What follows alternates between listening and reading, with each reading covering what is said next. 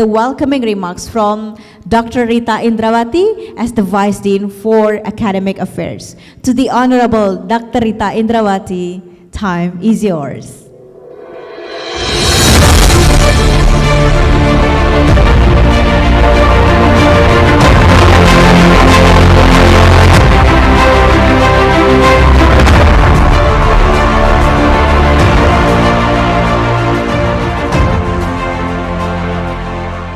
Bismillahirrahmanirrahim. I have two pantun. The first one is from Bahasa Indonesia and the second one from English. So please say cakep if in Indonesia and pretty not beautiful, pretty in English. Okay, let me read. I cannot memorize it. Bunga mawar tumbuh di taman. Harumnya semerbak membawa damai. Selamat datang para tamu undangan. Di SULE IC berbagi ilmu ramai-ramai. Thank you. Okay, and I have another one in English. Roses bloom in the garden bright. Their fragrance spreads us something delight. Welcome guests to our great event at SULE IC. Let knowledge be our intent. Assalamualaikum warahmatullahi wabarakatuh. Alhamdulillahirabbil alamin. Wassalatu wassalamu ala asrofil anbiya wal mursalin wa ala alihi washabi ajmain amma ba'du. The Honorable our Rector Sriwijaya University, Professor Dr. Marwah Taufik Marwah SAMSE, the Honorable the Deans of Faculty of Teacher Training and Education, Dr. Hartono MA, the Honorable the Committee, Professor Sonny Merizon, Sari Silviani, PhD, and Dr. Hudaida as the head of SULE IC, the 6th SULE IC, and our beloved keynote speakers from America, Professor Kathy, Professor Karen, Professor Masita, still not here, and the other ladies from Malaysia, Prof. Dayana and Nor, I forget the name, Nor, and then the other one from, do you still remember that? We still have, yeah, I can see here, Wanti Wijaya from Deakin University, and then Professor Rusdi, Willy Renandia. And you know that? It is a great for you all because it is the 6th SULE IC. And we have made the process, I don't think that it is bad, but very well, because the first SULE IC at the time, it was in 1914, and today we have 2024. So you can see the 6th, and it is the 12 years. So we can see the process from the beginning up to now, and then you can also find some other keynote speakers beside Professor Kathy.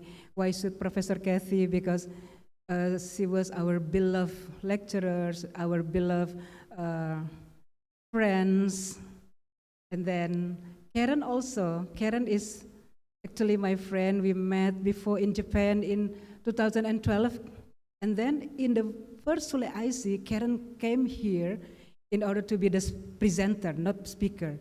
So today, we really like Karen to be the keynote speaker, and Karen from Eswatini, a very small country in South Africa. Yeah, so I really proud of you, Karen. Thank you so much. So it is so touching because we met before and then we met again today. Thank you very much. Okay, so I would like also to greet our invited speakers, me too as the invited speakers, because previously I have been the head of the committee in the 2nd SULE IC, and they asked me to be one of the invited speakers. However, some of the invited speakers cannot directly in front of you present their paper in front of you, because besides SULE IC, the 6 SULE IC, we also have Forcom, and then the dean, the vice deans have to go to our main campus in Indralaya for the meeting. Me too. But I'm happy to be here before I go there, because I would like to see your presentation from the keynote speakers, but I'm so sorry that I cannot also present my paper directly, but I have prepared my video, and then you can enjoy that video, because I talk about the podcast, educational podcast. Okay, so you can learn what have been done in our campus in English education study program so far. So it is the current one from my research. I think that's all for my short speech. Thank you very much for your attention. Wassalamualaikum warahmatullahi wabarakatuh. Thank you so much, Dr. Rita Indrawati, as our Vice Dean for Academic Affairs, for the welcoming or opening remarks for this 6th SULE IC 2024. Now, we would like to begin the plenary session with our keynote speakers. And we have 2 sessions, the first session, and then we're going to have the coffee break, and then the second session. For the first session, we are going to have the first keynote speaker. We are honored to have with us Professor Kathy Cape Trundle from Utah State University from USA. And I kindly request Professor Sonny Mirizan to lead the session as the moderator. Please welcome Professor Trundle and Professor Sonny Mirizan.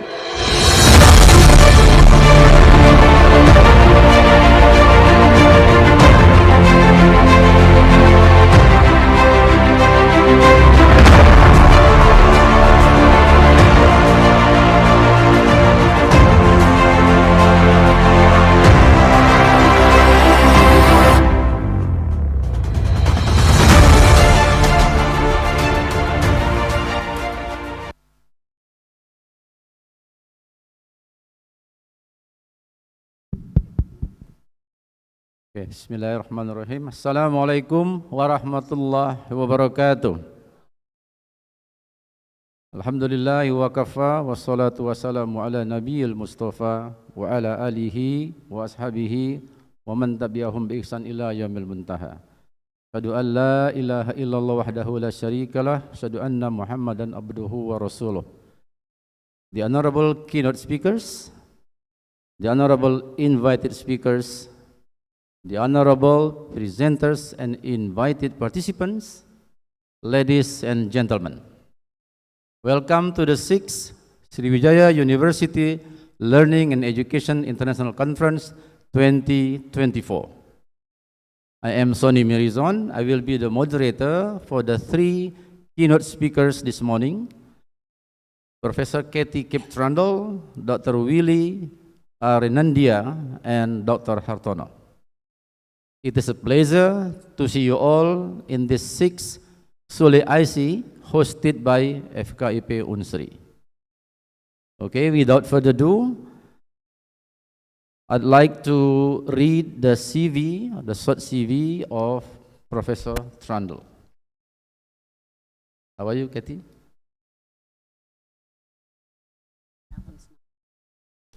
Very well, thank you.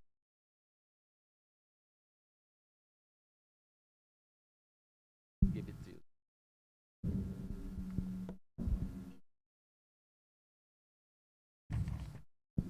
Okay, ladies and gentlemen, Professor Kathy Cape Trundle is a professor at the School of Teacher Education and Leadership, Utah State University, USA. And she was the professor and department head at North Carolina State University for 5 years before, and also she was the professor in early childhood science education at the Ohio State University for 13 years. Actually, this is the 4th visit of Kathy to UNSRI and the 7th visit to Indonesia. Is that right? Okay, it seems that Kathy really loves Indonesia, isn't it? I see. Okay. I like to mention her research interest. So Katie's research interest is misconception, conceptual change, and conceptual durability in response to instructional interventions. She has published more than 200 scholarly publications in terms of research articles, book chapters, books, several textbook series with National Geographic. And she has delivered more than 60 invited presentations and keynote addresses at national and international in China, Indonesia, Italy, New Zealand, Turkey, and many others. And she has also received numerous awards, include Outstanding Teaching Education of the Year, Outstanding Long Time Service Award presented by the Association for Science Teacher Education, and 2 Fulbright Fellowships supported her work in Indonesia. And today's Katie is going to present a paper in the topic Indonesian and Turkish pre-service science teachers orientation towards climate change. Okay, ladies and gentlemen, without further ado, I will hand in this microphone to Dr. Trundle. Time is yours. Thank you for the warm welcome, and Salamat Pagi.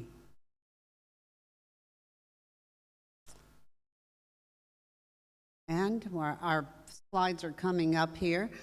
I appreciate the very warm welcome, and I want to thank Dr. Rita, Ibu Rita, and the committee for the warm invitation and the beautiful hospitality. It's a pleasure to be here with you, and also I'm honored to be on the agenda with so many excellent speakers and other keynote speakers. Okay, next slide.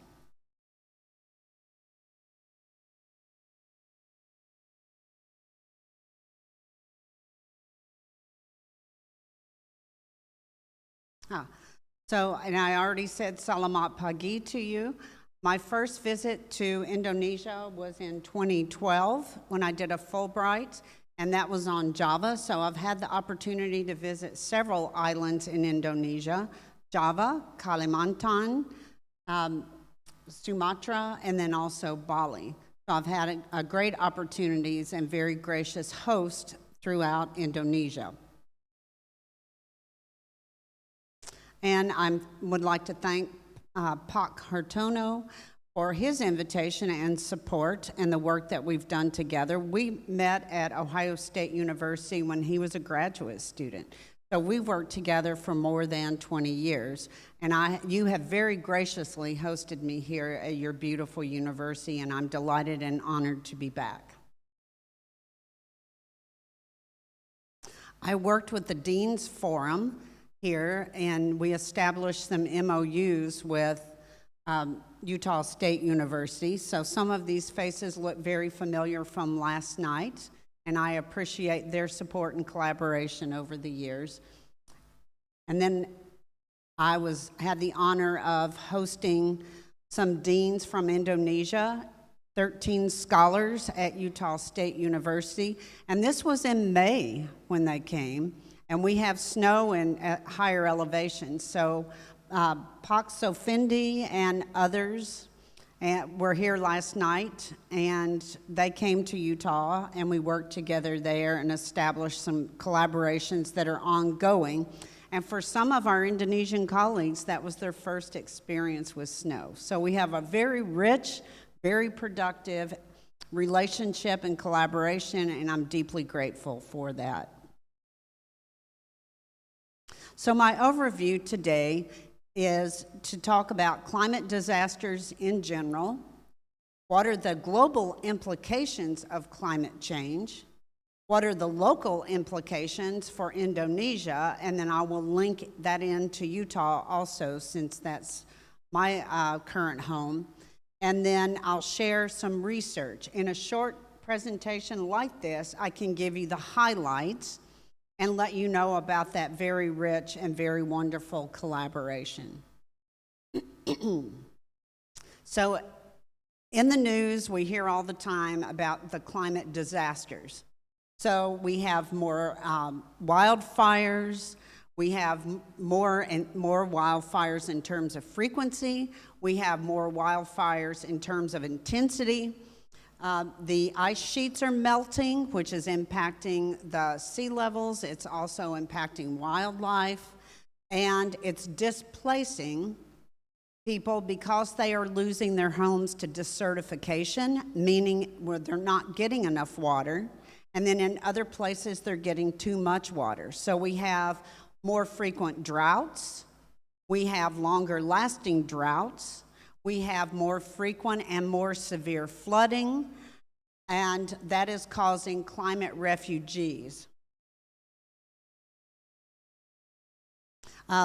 This image is from Utah and areas in Utah where we are not getting enough precipitation. Our precipitation comes in the form of snow. So we get feet of snow, very deep snow, and that snowpack melts and goes into the groundwater, and it goes across into the rivers, and that provides our water supply. It was shocking to me. I've only lived there 6 years. 95% of our usable water comes from snowpack. So the majority of our water comes from snowpack. So as the snowpack has been going down over time, and it's a direct downward trend over the past 30 years, a downward trend with the snowpack, then we have the results of the droughts, the very severe droughts. That impacts drinking water, by the way. When you have very severe droughts, the land is dry, the vegetation is dry, it's more prone to have wildfires. This is an image from Utah of a wildfire. We have more frequent and more severe wildfires and more widespread wildfires in Utah and the western part of the United States in particular. So those are the impacts directly to Utah and my part of the world. There are similar impacts in Indonesia where we are right now. There are severe wildfires on the island of Sumatra. And I met people in my hotel who are here fighting wildfires, and they've come from the US, and they've come from South Africa. So the government is bringing in help from the outside to help manage these wildfires. They started at the beginning of August, and they don't expect them to be under control until December. So that is a very long time with fire. So this is a similarity between Indonesia and Utah in terms of impact of climate change. This is a direct result. Less water, more severe weather, and here it would be lightning. Lightning can cause wildfires. So when you have severe storms, those can result in wildfires. So that's a similarity. A difference is you saw the desertification, meaning usable land is being turned into desert, which is not usable land. So that's happening in Utah. So we don't have enough water. And in the Asian area, and this is from Jakarta, there is more frequent, widespread flooding in Jakarta. And Jakarta is sinking, and the capital has been moved from the island of Java to the island of Kalimantan. So there's a direct impact to Indonesia and to this island in particular, and then in general to the country at large. And as I mentioned a minute ago, this is a direct result it's a direct cause of what we call climate refugees. Climate refugees have lost their homes due to the impacts of climate change as a result of desertification and drought, and as a result of widespread flooding. So Jakarta is losing, or the island of Java in many areas, this is an island nation. So it's in the oceans. As the ice sheets melt and the glaciers melt, the sea level rises. As the temperatures go up, the sea level rises, that water expands. So that water has to go somewhere, so it encroaches on the usable land. So what happens is people are displaced from their homes. So why does that matter to us as humans? Is that is a tragedy. How that matters to us as teachers and educators is this is impacting children. This is impacting our children.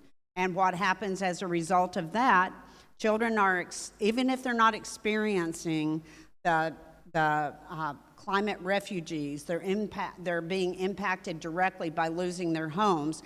That is a trauma. That causes anxiety, that causes depression, that causes that displacement. So we have to be aware of how that's affecting children, and that's what they bring to our classrooms, and how can we help and support them. Even if it's not affecting their home directly, they hear it in the news. It's in the news all the time. And it's not just children. People have a very high level of anxiety about climate change, including myself. We see what's happening and it's scary. So there's a high level of anxiety. Something that happens with that is as we get depressed, as we get anxious about our reality of our changing environment, then what we tend to do is we become paralyzed and we don't act. So we as educators need to be aware of how this is impacting our children, how we can better prepare teachers to be able to address this, and they're calling it climate anxiety. How can we support children and families who are experiencing displacement as climate refugees?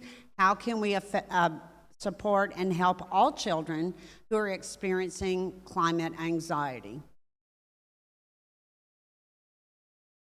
And this is another image from Java. This is around Jakarta. So not only are people losing their homes, so this is a loss of usable land. Desertification is a loss of land due to not enough water. This is a loss of usable land due to flooding and persistent flooding. So it's not only causing people to lose their homes. I want us to pay attention to this. Look at that image. Look at the image. I'm pointing over there. Look at the image up here. What we're losing in addition to homes, we're losing agricultural land. So that's impacting our food supply. Not only does it impact the food supply, it also impacts our potable water. It impacts our drinking water. So desertification makes it, I'm under water restrictions. I have to limit my water usage. And that is on a regular basis. My water is limited by law, and I can be fined if I don't follow that law. And here with the flooding, that also impacts folks. So children are hearing this, families hear it, our pre-service teachers hear it. So we need to know how we can support teachers and children in terms of dealing with the impacts of climate change. So local implications for Indonesia, I'm not going to read these to you. It is an island nation. It is a large island nation with many people, with over 17,000 islands. There is more volatile weather. Indonesia is in a vulnerable climate, is vulnerable to climate disasters. So this is part of the rationale for why are we doing a study on pre-service teachers and climate change in Indonesia. This is your answer. The more extreme weather, they're more vulnerable to climate disasters. We already mentioned the flooding and the climate refugees, and then Jakarta sinking. So that's a summary of the impacts on Indonesia. So this is an international collaboration. Many universities. There are 3 universities in the United States. There's 1 university in Indonesia, Sriwijaya, and then we have many universities in Turkey. These are our collaborators in Indonesia. That's Pak Hartono, Pak Safindi, and Ibu Rita. Ibu Rita are our leaders with the collaborators in Indonesia. Here are the collaborators in the U.S. And we represent a total of 4 different universities in the U.S. And then we have a long list of Turkish scholars and many different wonderful universities. These are leaders at the top, science education leaders and social studies leaders at the top research institutions in Turkey. Oh, the ones in bold, if you'll back up 1 second. I'm sharing, this is a large collaborative project. I'm sharing research from the science ed team. I'm a science educator. I'm an early childhood science educator. And we have an early childhood team. We have a science ed team. This is from the science ed team. And Osman Asket and Gaye Kayan they are the two main leaders. But everyone in bold are the major leaders for science education. Okay, the purpose of the study was to compare Turkish and Indonesian pre-service science teachers, PST is pre-service science teachers, cognitive and affective orientations toward climate change. In other words, what do we know, and then what do we feel and believe about climate change? So the research questions, first of all, we want to describe what are their orientations for Turkey and for Indonesia, and then we want to compare the two groups. We have over 6,000 respondents to a very long survey, which is amazing. We have over 6,000 total. And those are in elementary education, social studies education, science education, mathematics education, literacy and language education, and then others. So we have a lot of respondents. I'm reporting on 885 pre-service science teachers. And most of those are in Turkey, but we had about 350 in Indonesia. This is the instrument we used, and what this is telling you is that it's a reliable and valid instrument, and it has strong psychometrics.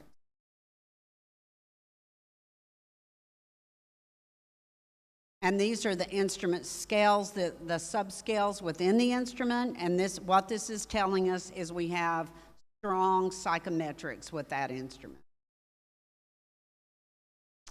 The methods, mainly what you need to know here that gives you, and I will be happy, email me, I'll share the details, but we need to hit it at a high level and not get in the weeds.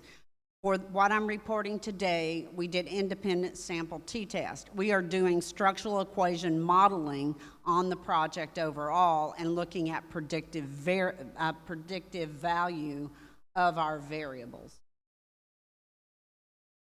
Okay, summaries. I'm giving you the highlights, the summaries.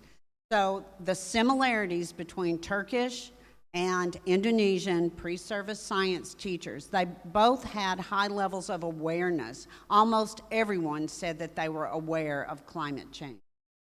They had a similar belief that climate change is happening. And they were similar in uncertainty beliefs about climate change. And then for the differences, this is on Turkey. Turkey was less interested in climate change. They were more skeptical about its causes, and mainly the skepticism in the United States is similar to Turkey, and a lot of that is political. It is that, yes, climate change is happening, but humans have nothing to do with it. Indonesians know that humans have something to do with it. And the majority of the respondents for Turkey were skeptical about the causes. They were skeptical that it is a human phenomenon, that it's being made worse by humans. They had lower pro-environmental behaviors. Their knowledge was more simplistic. And here is something that is critical on that last point in that summary. If they are disinterested, they're less interested, they're more skeptical, that can lead to lower engagement in mitigating climate change. So if they're skeptical about it and they're not interested in it, then that can impact climate mitigation, and that impacts all of us. For Indonesia, the difference is the Indonesians ranked themselves higher in their self-assessed knowledge of climate change. They had lower uncertainty. In other words, more of them knew, and these are statistically significant differences I forgot to mention. Statistically significant number of pre-service teachers in Indonesia were more certain, there was less uncertainty, more certain that humans are impacting climate change. They were more likely to attribute their knowledge to scientists. In the United States, a big portion of our population are very skeptical of scientists, and they believe Google over a scientist in scientific research.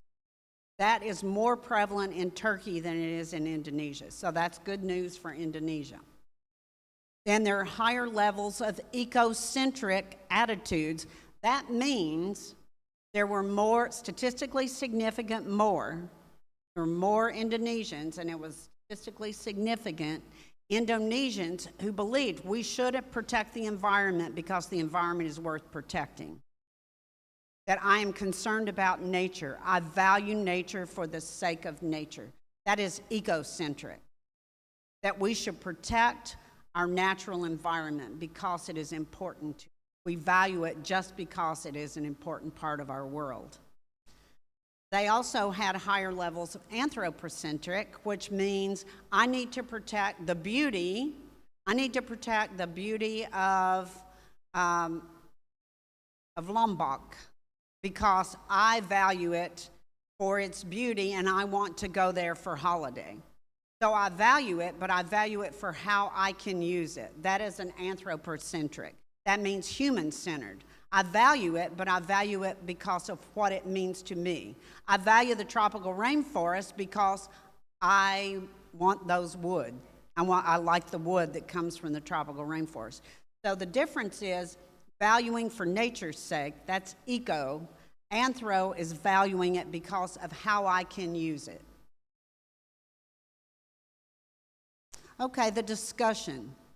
The results could be related. So the question is, why are there differences in these important populations? And by the way, we chose Turkey and Indonesia. Like a lot of people, we have access. We know people. But also, those are two developing countries that are being highly impacted by climate change and very interested in participating in this study. And we had over 3,000 respondents just from Indonesia alone. So more than half of our respondents are Indonesian in the study overall, because the Indonesians are concerned. So why is this? Why is there a difference? It could be a difference in cultural values. Both are predominantly Muslim countries, but it could be a very different cultural difference in terms of valuing nature for nature's sake and taking care of the environment. And it could be a different belief set, a different belief system. And then the previous research indicates that cultural values can significantly influence people's attitudes and perceptions about environmental issues, including climate change. And then the Indonesian culture might put a greater emphasis on environmental stewardship and connectedness with nature. And related to that, you hear in the news all the time, the sea level's rising, we have to move to Kalimantan, we have to move our capital. So you see more directly the impact nationally. Also, the Turkish culture might prioritize other societal and economic concerns at the moment. So our future research. We are doing research on elementary. We have enough data from Indonesia, Turkey, and the US to compare elementary and early childhood teachers. We are looking at all the social studies teachers in all three countries and their beliefs and values about climate change and civic engagement. And then we're doing a cross-cultural study between Indonesia, Turkey, and the US overall for pre-service teachers. The reason the US is not in this study is we don't have enough pre-service science teachers who responded. Most of ours were elementary and early childhood. Then we're going to do cross-cultural between the three countries and cross-disciplinary across the majors. So does it matter in terms of major? And next. So in summary, and I just got my cue that I need to wind down. So in summary, why does this matter? Why are we doing this research? I'm coming back to where I started. I want to remind you, this is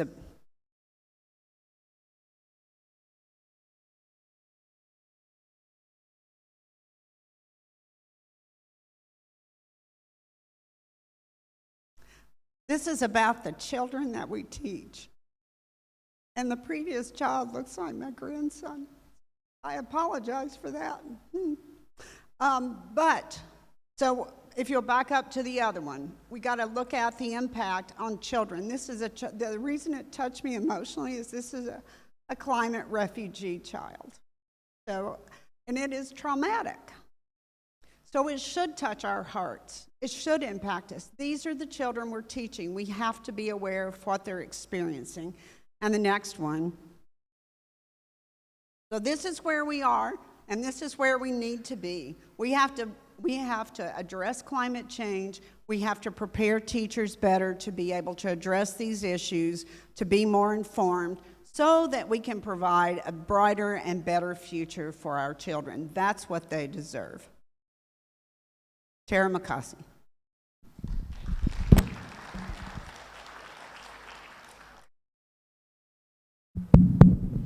All right, it's very insightful, Katie.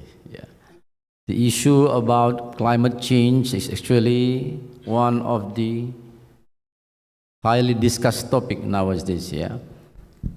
Indonesia, for example, we have so many issues dealing with climate change, and we are happy to see your presentation comparing Turkey and Indonesian in terms of student perception and climate change. Okay, ladies and gentlemen, it is time for me to open the QA sessions. Yeah, because time is very limited. Maybe I just like to offer 2 questions. Yeah, if you have, please raise your hand and give the question. Thank you.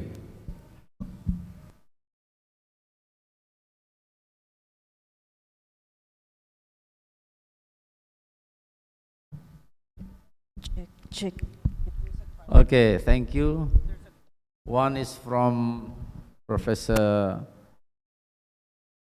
Karen, if I'm mistaken. The second one, which one, Bapak? Yeah. Yang itu Pak duluan, Pak. Okay, please do, Pak.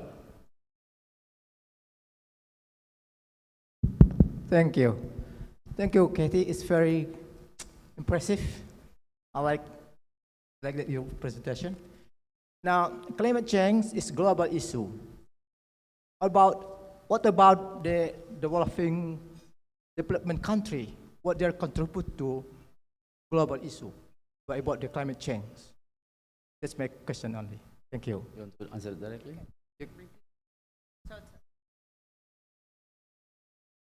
Climate change. I mean climate change. What the developed country contribution to. Okay. So we have a grant. The answer is we have to think globally and act locally. So we have a grant, and we have established gardens at schools to help. So when you can do something in your own backyard, and one way to do that is to change landscaping.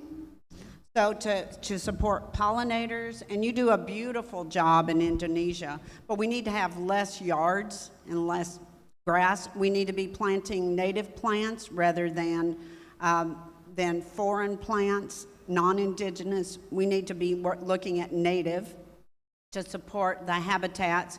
We need to be looking at habitats in our own yards, in our own campuses. What can we do to make a difference? So we have composting bins at the schools. We have gardens that the children are growing, and they have wildflower gardens that are native to their area. We also teach them about native bees, how they can support bees, because 1 out of every 3 bites of food that you put in your mouth depends on a pollinator. And the native bees are endangered. So what can we do to help that can make a difference? The small things. Because if we think, just like I got overwhelmed emotionally there, if you think about it on the big scale, it is overwhelming. It can be overwhelming. So we have to help families and children know what can they do in their own backyard. Composting is one, gardening is another, changing their landscape, using plants, because the growing is changing with plants. So in my yard, I have drought-tolerant plants. I don't have trees because I don't have enough water to support trees. So it's adjusting, making those adjustments at home. Excellent question. Thank you. Terima kasih. Okay, thank you, Bapak. Where are you from, Pak? Sorry? Bengkulu University. All right. Thank you, Bapak. Now let us move to the second question from Professor Karen, please.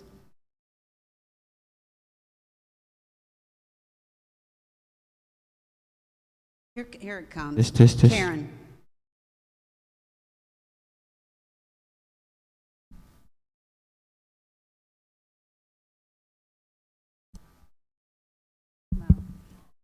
It is your turn. After Okay. that, Karen will ask question. Check. It is Okay. All right. Check. So we have another question from Universitas Bengkulu again. Check. Okay, thank you, moderators. My name is Teddy Hamdani. I am from University of Bengkulu.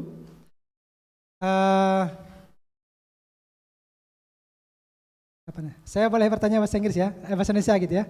Nanti minta tolong moderator yang terjemahkan. Oke, Pak. Oke. Satu, isu tentang climate change ini kan luas. Climate change is a big issues. Banyak sekali hal-hal yang berkaitan dengan perubahan iklim gitu ya. Jadi yang saya misalnya mau pertanyaan pertama itu yang Profesor Katie riset itu topik-topiknya atau yang berkaitan dengan perubahan iklim itu apa saja topik-topiknya atau fieldnya? Karena ada banyak itu tentang, ada tadi Profesor Katie tadi ada kebakaran, ada banjir gitu ya. Yang pertanyaan saya dari instrumen angket yang disebarkan ke responden itu, yang ditanyakan itu tentang apa saja yang berkaitan dengan climate change-nya. Oke, yang kedua mungkin bisa diproses. Saya tadi yang saya dengar tadi Profesor Katie itu sampelnya mungkin kalau lihat tadi mungkin dari UNSRI aja barangkali ya, 349 respondennya saya nggak tahu, tapi kalau lihat dari ininya kan kayaknya dari mahasiswa UNSRI. Mungkin bisa diproses lagi ke responden pre-service teachernya dari pulau-pulau yang lain gitu, atau dari universitas lain. Itu manakala nanti bisa memperkaya dan bisa dapat kesimpulan yang lebih detail begitu. Thank you very much. Okay, actually the first one is a question, Pak. The second one is a suggestion actually, yeah? Yes. Not a question. Yes. Okay. Actually there is only one question. Yeah. So he wants to know global change climate change is a very big issue. Now, Yes. which one is your focus? Which topic of global issue? I mean, the global climate change that you did research in, actually. That's the thing. So the one we're doing research on, great question. So where do you start? That's the question, because it can be overwhelming. So we have a grant from the United States Department of Agriculture. So we developed a curriculum. We got funding to develop a curriculum that integrates the arts, that is garden-based, and that it focuses on sustainability and biodiversity.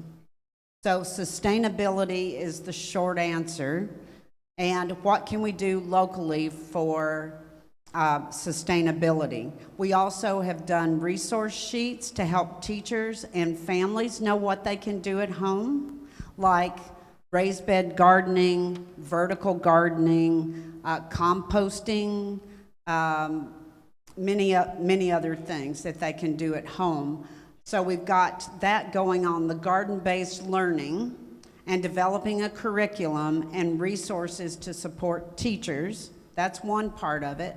And the other part is this big research study, is we have to understand the context before we can know how to better educate teachers. So our goal is to help address the needs of the children. To do that, we need to better prepare teachers. So we're figuring out the lay of the land.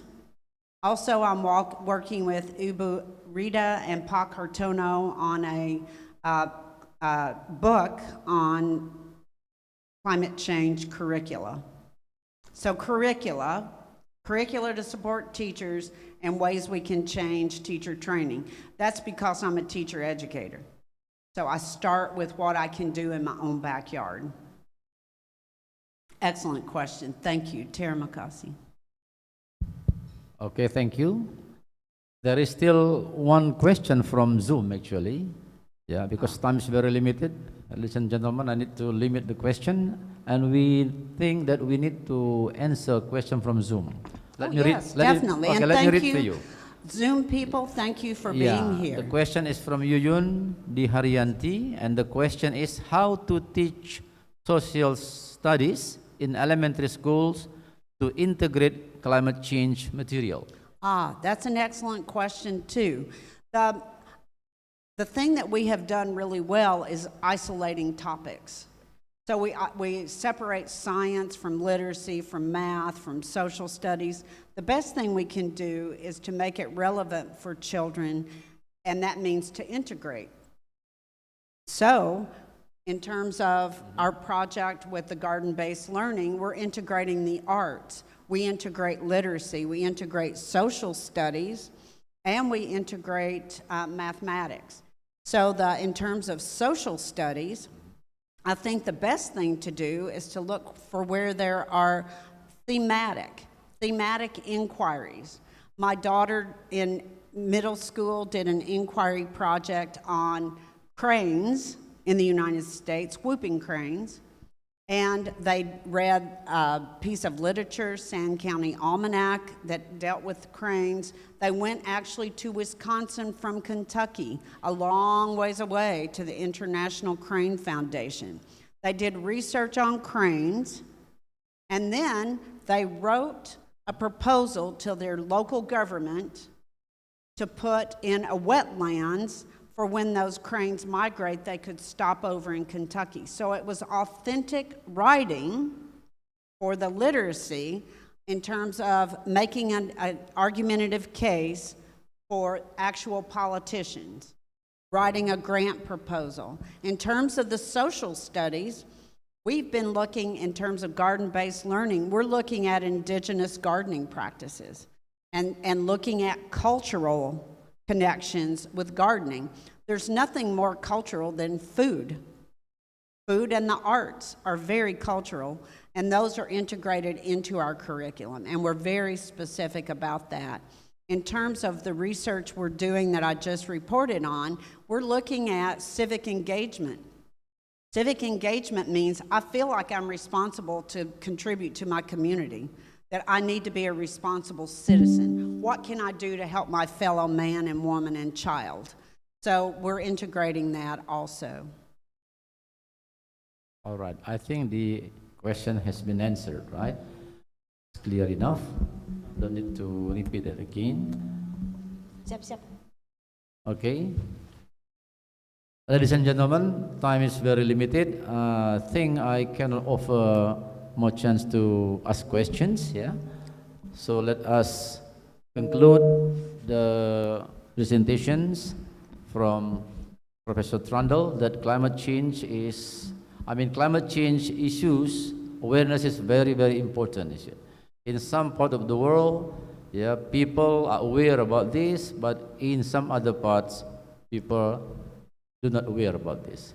So, as a good citizen, then everybody, I think, needs to be aware with climate change because it does not affect only the government, but every single or individual persons in this universe. Okay, Professor Trundle, thank you very much for your presentations. It's an excellent presentation and also very insightful to us all. Thank you very much. Well, thank you for the invitation, and you did a great job as moderator. Thank you. So thank you. Terima kasih. Sama-sama. All right, thank you so much, Professor FKIP Trundle, for a very insightful presentation, and thank you so much, Professor Sonny Mirizan, for leading this first session with Professor Trundle. And we would like to present a token of appreciation and a certificate of appreciation for Professor Trundle, and we kindly request Dr. Rita Indrawati, as the Vice Dean for Academic Affairs, to give the token and certificate of appreciation for Professor Trundle.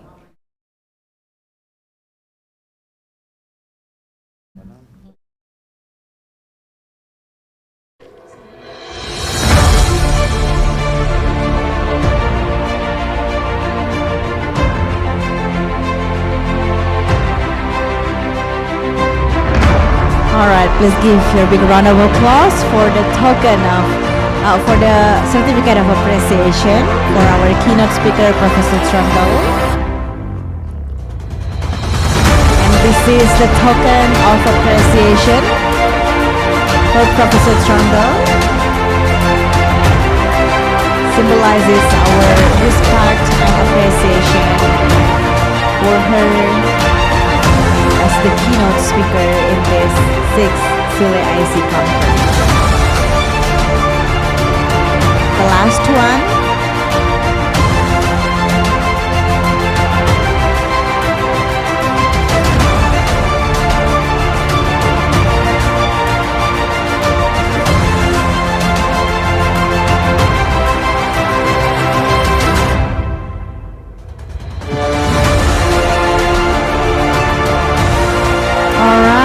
Turns out that we also get a token of appreciation or a souvenir from our keynote speaker, Professor Trundle, to our Vice Dean for Academic Affairs, Dr. Rita Indrawati.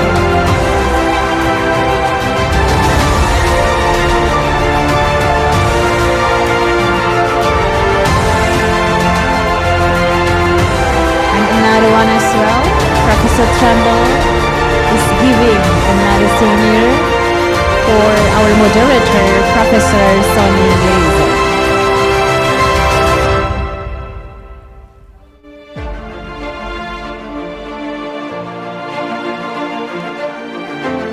All right, thank you so much, Professor Trundle, Dr. Rita Indrawati. We kindly request you to return back to your seat. And we would like to begin the next plenary session with the second keynote speaker. We have already had Dr. Willy Arenandia from Nanyang Technological University, Singapore. How are you, Dr. Willy? Very well. Hello. Yes, I can hear you. Yeah. Good morning from Indonesia, Dr. Willy. Good morning from Singapore. Yeah. All right. Well, we would like to begin your session, but first of all, we would like to invite Professor Sonny Mirizan to lead the session with you. For the Honorable Professor Sonny Mirizan, time is yours. Thank you. Okay, good morning, Dr. Renandia. How are you? Good morning. Selamat pagi, Bapak. It's nice to see you again, Pak Willy. Long time. Good to see you too. All right. Yes. Ladies and gentlemen, this is Pak Willy Renandia. Yeah, I think everybody knows him very much, right? He is one of a well-known presenters in English education across Indonesia, actually. Before we start, Pak Willy, let me read your CV to our participants here. Okay, Dr. Willy Arenandia. Yeah, he is an associate professor at the English Language Department, National Institute of Education, Nanyang Technological University, Singapore. He is involved in teaching across many parts of Asia, including Singapore, Indonesia, Vietnam, Malaysia, and the Philippines. And his research interest is in second and foreign language pedagogy, extensive reading, language testing, and curriculum development, and language teaching methodology. He has given numerous contributions to research articles in various reputable journals, books, and anthologies, and ESL textbooks. His publications include Language Teaching Methodology, an anthology of current practice, 2002, Cambridge University Press. Simple, Powerful Strategies for Student-Centered, 2016, Springer International, and English Language Teaching Today, Linking Theory and Practice, 2016, Springer International. And Dr. Renandia today is going to talk about critical thinking. Why is it important but difficult to teach? Dr. Renandia, the time is yours. Thank you. Thank you very much, Pak Sony. Bapak Ibu, greeting from Singapore. I think you know where Singapore is located. It's a country where the climate doesn't change very much. It's hot throughout the year. We don't have mountains. We don't have a lot of earthquakes happening here in Singapore. But we are aware that what is happening in other countries, in Indonesia and in neighboring countries, can have a major impact on the climate of Singapore. First of all, I would like to thank UNSRI for inviting me to give a presentation this morning. Especially to Ibu Rita Indrawati. I enjoyed listening to your pantun, and I'm going to read a short pantun for you. Now here is my pantun for you.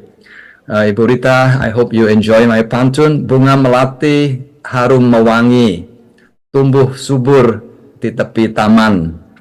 Ilmu dan riset kita kembangkan dengan Ibu Rita Indrawati dari UNSRI. So that I hope you enjoy my pantun.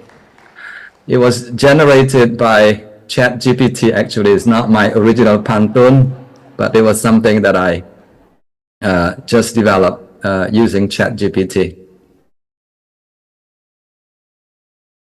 Okay, Bapak Ibu yang saya hormati, ladies and gentlemen, the topic of my presentation today is very important, is of relevance to every one of you in the audience, whether you teach language, whether you teach social studies, whether you teach the sciences, geography, and anything to do with school learning. I think critical thinking is very, very important. Yeah. But what I am going to share with you is, while it is important, we should also be aware, kita harus sadar bahwa critical thinking is not easy to teach. It's not easy to teach doesn't mean that it's impossible to teach. It's just that it requires a bit more thinking.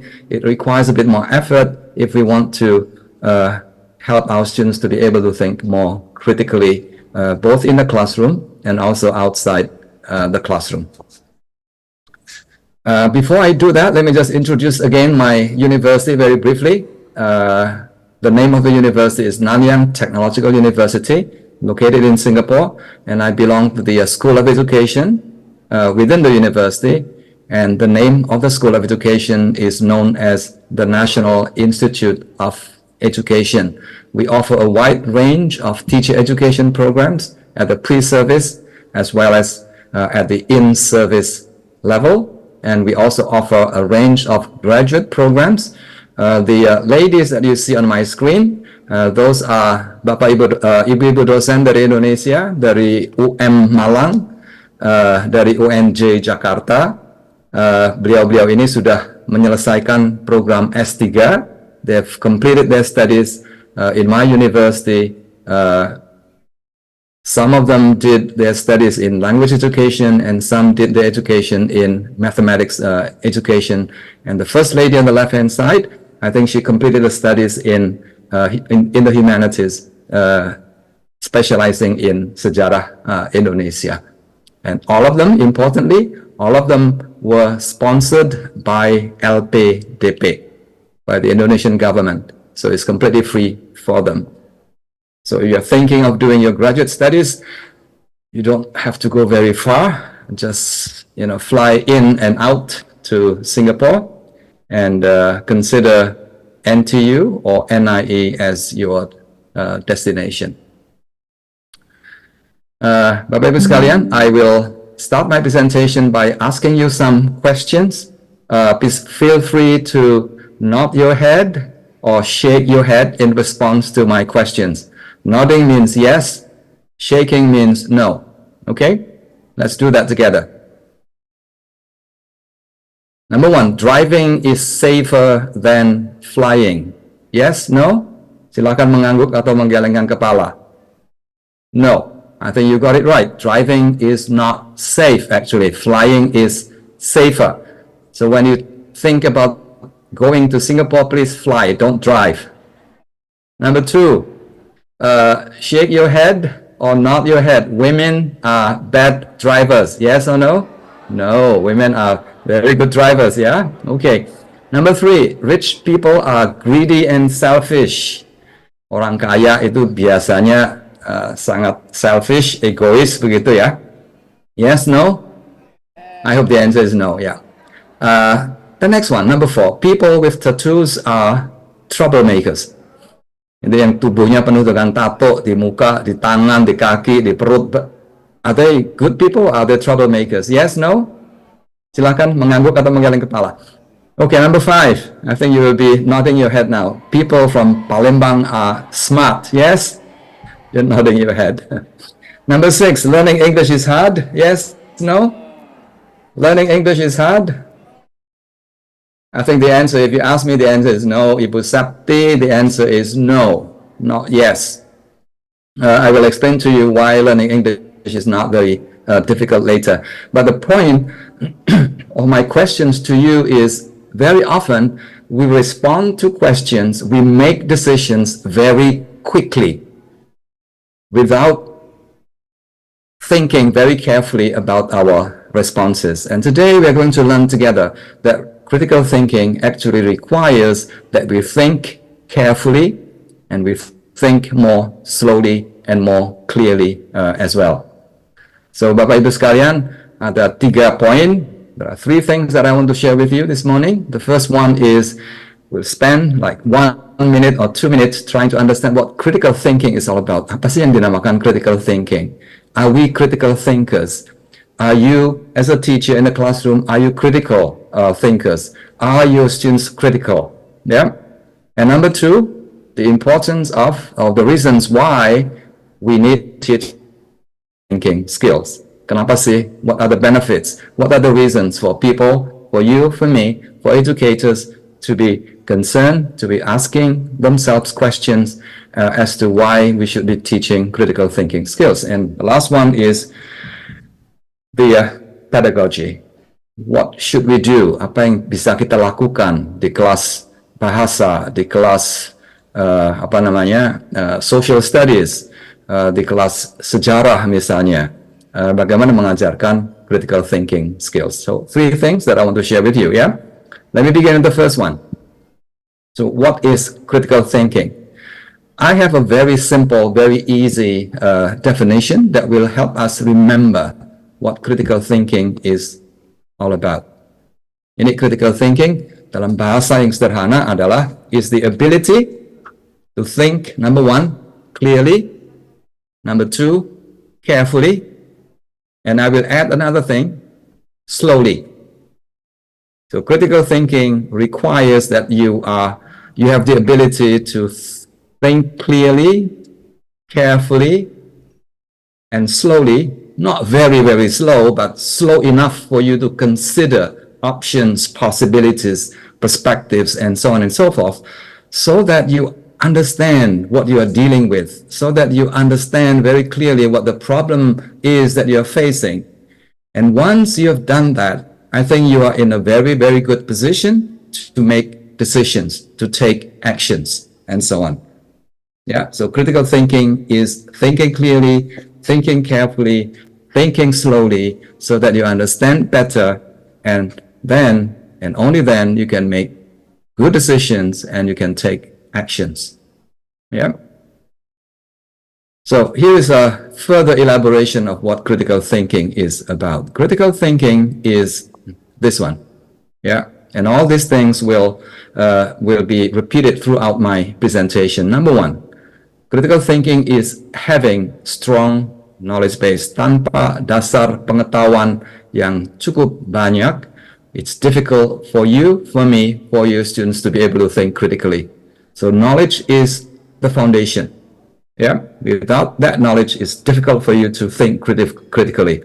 You can be cynical, but you cannot be critical, because critical thinking requires that we have a strong knowledge base. Number two, now even more important than that is this: you need to have deep knowledge about things. If you ask me the question of whether I am a critical person, I can tell you yes, in one particular area, I can be very, very critical. If you ask Katie, for example, the earlier presenter, whether she is a critical person, I think she will probably say yes, generally she is critical, but in particular, where it concerns climate change, things to do with her understanding, deep understanding of her, discipline, I think she can be very, very critical in that area. Yeah. So critical thinking is domain specific. I think that is a very important thing for us to remember. Number three, when you want to teach your students critical thinking skills, I think one thing you may want to do is to make sure that you provide your students with a lot of opportunities to ask questions. So having a questioning mind, tidak hanya sekadar menerima, tapi bertanya dan mempertanyakan. I think that is one of the most important attributes of somebody who is a critical thinker. The next one, critical thinking also requires that you don't make decisions very quickly. You have to look at different options. You have to consider different perspectives, multiple points of view before you make judgment, before you decide on the kind of action that you want to take. Next one. Critical thinking also requires that you slow down, that you check the fact, and you check again until you are very, very sure that, yes, the information is based on fact and not just based on very biased opinions of the speaker or of the writer. And the last one, yang terakhir, Bapak Ibu sekalian, critical thinking is about being able to draw temporary conclusions. Jadi kesimpulan yang kita ambil itu sifatnya sementara. Kalau ada bukti baru, kita harus bersedia untuk memperbarui, untuk mengubah, merefine, to revise our decisions, our conclusion. Jadi tidak boleh mengatakan pokoknya. The moment you say pokoknya, that's the end. You can't really think more beyond what you have decided in your mind. So these are things about critical thinking. To my understanding, this is what critical thinking is all about. Yeah? Okay. So very clear. Let me just say it one more time. Ibu Septi, I think you are paying attention very carefully. Critical thinking is the ability to, number one, Ibu Septi, is the ability to think clearly. Betul ya, Bu ya? To think clearly, to think carefully, berhati-hati, and to think slowly. Betul ya, Ibu Rati Handayani? So that you understand what you are dealing with, so that you understand more clearly the problem that you are facing, so that at the end of the day, you are able to make good decisions. And that is what critical thinking is all about. Okay? Good. Sekarang yang kedua, bagian kedua adalah alasan. Why? Why should we teach critical thinking skills? Alasannya banyak sekali. Ini ada beberapa alasan yang saya pikir penting sekali untuk kita ketahui bersama. Yang pertama adalah ini. Bapak Ibu, zaman sudah berubah. Yeah, information, knowledge does not rest in your head. Information and knowledge is not found in your school. No, not anymore. There's some piece of knowledge that you have that you can share. There's some knowledge in the school library, for example, that the students will need to acquire, but the amount of knowledge in school and that rests in our head is very, very limited.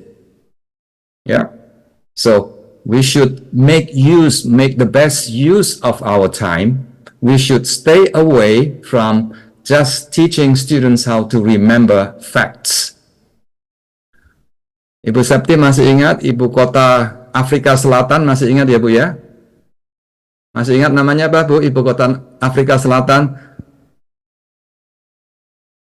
Ada berapa provinsi di Indonesia Ibu? These are facts ya. Yeah. Do you think you should memorize these facts? Not a bad idea, you can. But I don't think that is the purpose, that is the goal of education. Because factual information like this is very easy to find. You just use your mobile phone, you just go to Google, you just go to ChatGPT, and all this information is there. So you don't need to spend a lot of time teaching students how to remember facts. Yeah, but ask students, encourage your students to think about what they know, what they don't know, and what they want to know. I think that is what education is all about. And this is where critical thinking becomes important. Yeah. So in our teaching, we often, give children answers to remember than problems to solve. I enjoyed listening to Kathy earlier today when she asked her students to explore a topic, through an inquiry-based kind of learning. I think that is an excellent way for the students to look at a problem, look at a real-life problem, and then look at how this problem can be understood and how this problem can be, analyzed, how this problem can be found some solutions that might be useful not only for the students, but also for the community. And that requires a lot of thinking. That requires a lot of, taking into account a number of factors, not just a single factor to remember. So I think that is an excellent example. And also today, I think this is something that we have seen, again and again, either through social media or through the recent curriculum revamp in Indonesia. Yeah. Major skills like critical thinking, creativity, collaboration, communication. Why these skills? Alasannya apa? Alasannya adalah skill-skill ini begitu penting hari-hari ini, in today's education, because these skills are transferable, namanya transversal skills. It's the kind of skills that can be used in a wide variety of situations, in school, in life, at home, in the workplace as well. You need all these skills in order for you to be able to think more, wisely and also more critically. So these are very, very useful skills. And along with that, because we have now entered the digital world, and technology is going to have a lot of influence in our life, I think we should also be teaching important skills like information literacy skills, media literacy skills, technology literacy skills, because these are going to be very, very important in our education and also in our life in the future. Without good literacy skills in these areas, I think critical thinking may be very, very, very difficult. Yeah, I hope that makes sense. That's reason number one. So stay away. Do not think about teaching your students facts. Ada berapa gunung Merapi di Indonesia? I don't think that is so important today, because you can just use your mobile phone to find how many active volcanoes there are in Indonesia or in other places in the world. Yeah, but think about teaching students deeper topics. The kind of topics that require students to think more broadly and more widely so that they can consider different options and different perspectives. Itu alasan yang pertama. Alasan yang kedua adalah ini. Alasan kedua adalah ini. Yang kedua adalah education is about empowering students to ask questions, not just answer questions. Bapak Ibu, kalau metode pengajaran kita itu hanya bertanya, kita bertanya, dan siswa menjawab, I think that is already dated, sudah jadul. Kalau nggak salah begitu bahasa kerennya, sudah jadul. Ya, penting sekali untuk dibalik. Dari siswa yang lebih banyak bertanya, dan guru dan siswa menjawab pertanyaan itu bersama-sama. I think that is the way forward. This is a good example of asking questions. Somebody who is critical. Millions of people, for example, saw the apple fall. Tiap hari kita melihat kejadian yang kita amati tanpa kita berpikir secara mendalam. Tapi hanya satu orang nih yang melihat buah apel jatuh dari pohon, dan dia bertanya, loh, kok jatuhnya ke bawah, begitu. So critical thinking is about asking questions. Critical thinking is about asking different questions. It's about asking questions that have not been asked before by other people. And that is not easy. So our job as a teacher is to allow the students to think beyond answering factual information that you have prepared as part of your lesson plan. Ya, bertanya dan juga mempertanyakan begitu. Misalnya, kalau ada seorang anak misalnya yang bertanya kepada Ibu Eli, kalau ada anak yang bertanya misalnya, Ibu Eli, kenapa sih siswa harus pakai seragam di sekolah begitu? Pertanyaan itu harus dijawab oleh seorang guru ya. Kenapa harus pakai seragam begitu? Nah, ini pertanyaan seperti ini sebenarnya menunjukkan bahwa anak ini berpikir sebetulnya. Jadi jangan kemudian dijawab dengan ya harus begitu. Itu kan aturannya begitu. Jadi ada penjelasan yang lebih mendalam mengenai pertanyaan yang ditanyakan oleh siswa. Simple things like that.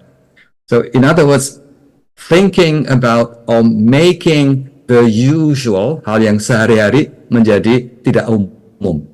Thinking about what is ordinary menjadi tidak ordinary. Itu bertanya secara kreatif, bertanya secara berbeda.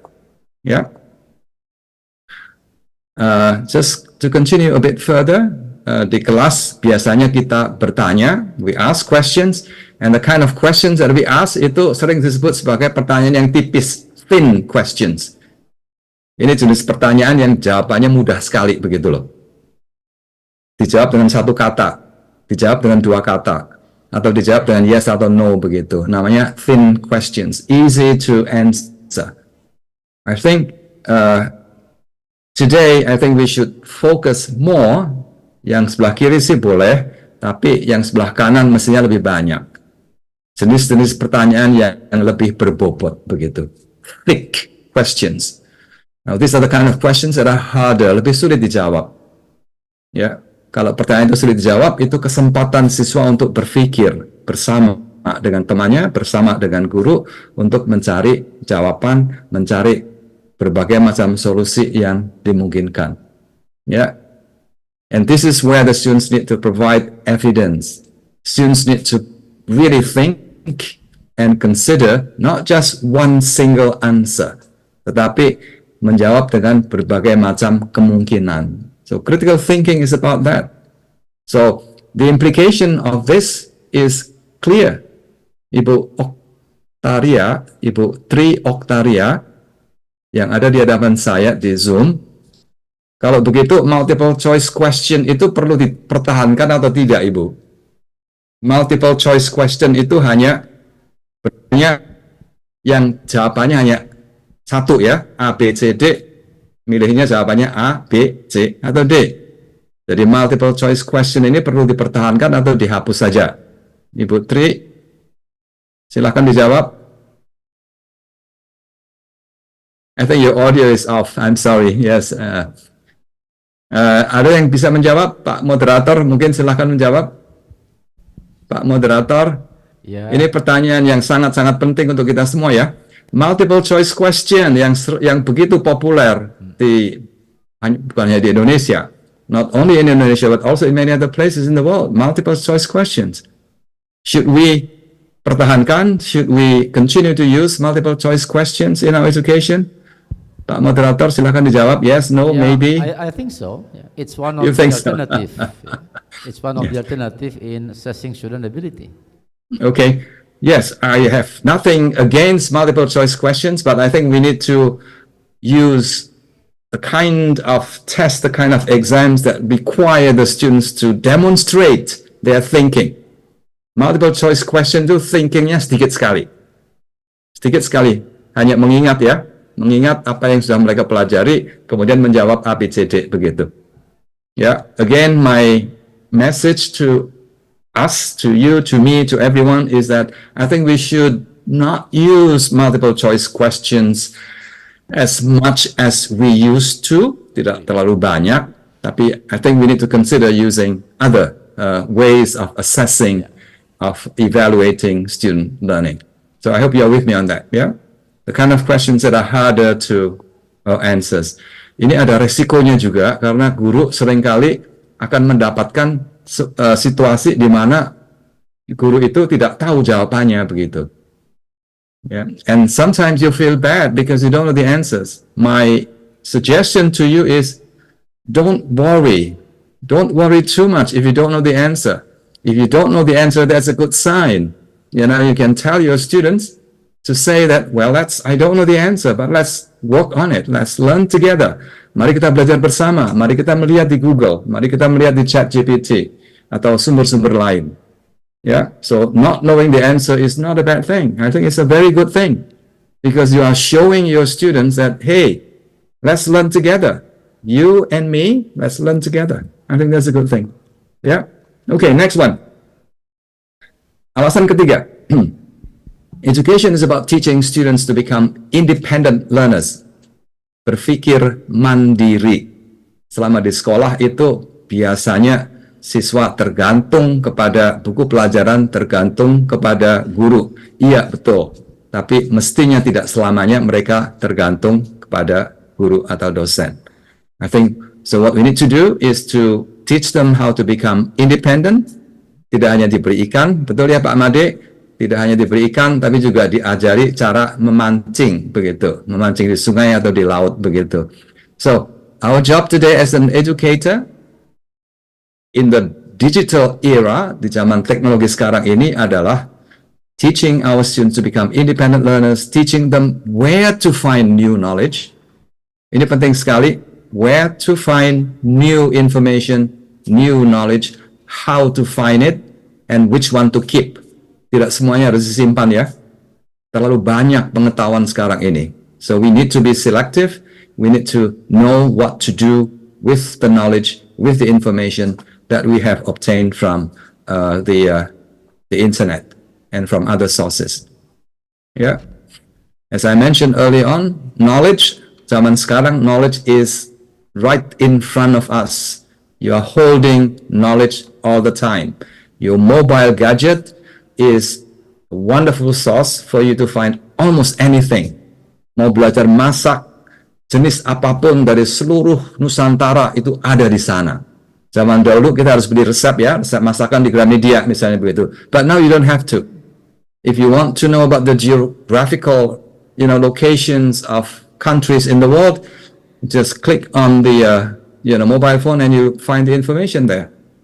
Jadi tugas kita adalah membantu siswa untuk mandiri, untuk mengetahui bahwa pengetahuan, knowledge itu ada di mana-mana dan bisa diakses kapanpun juga. Massive information, but more importantly perhaps, not information that is available, tidak semua itu bermanfaat. So we need to teach our students which information is useful, which information is not legitimate, not reliable, not trustworthy, and so on and so forth. Jadi salah satu skill zaman sekarang adalah skill memilih dan memilah. Bu Septi bisa memilih dan memilah? Bisa nggih? Sakit, nggih. Itu ilmu yang sangat-sangat penting di zaman sekarang. Memilih-milih dan memilah-milah. Contoh nih, Ibu Septi silahkan dijawab.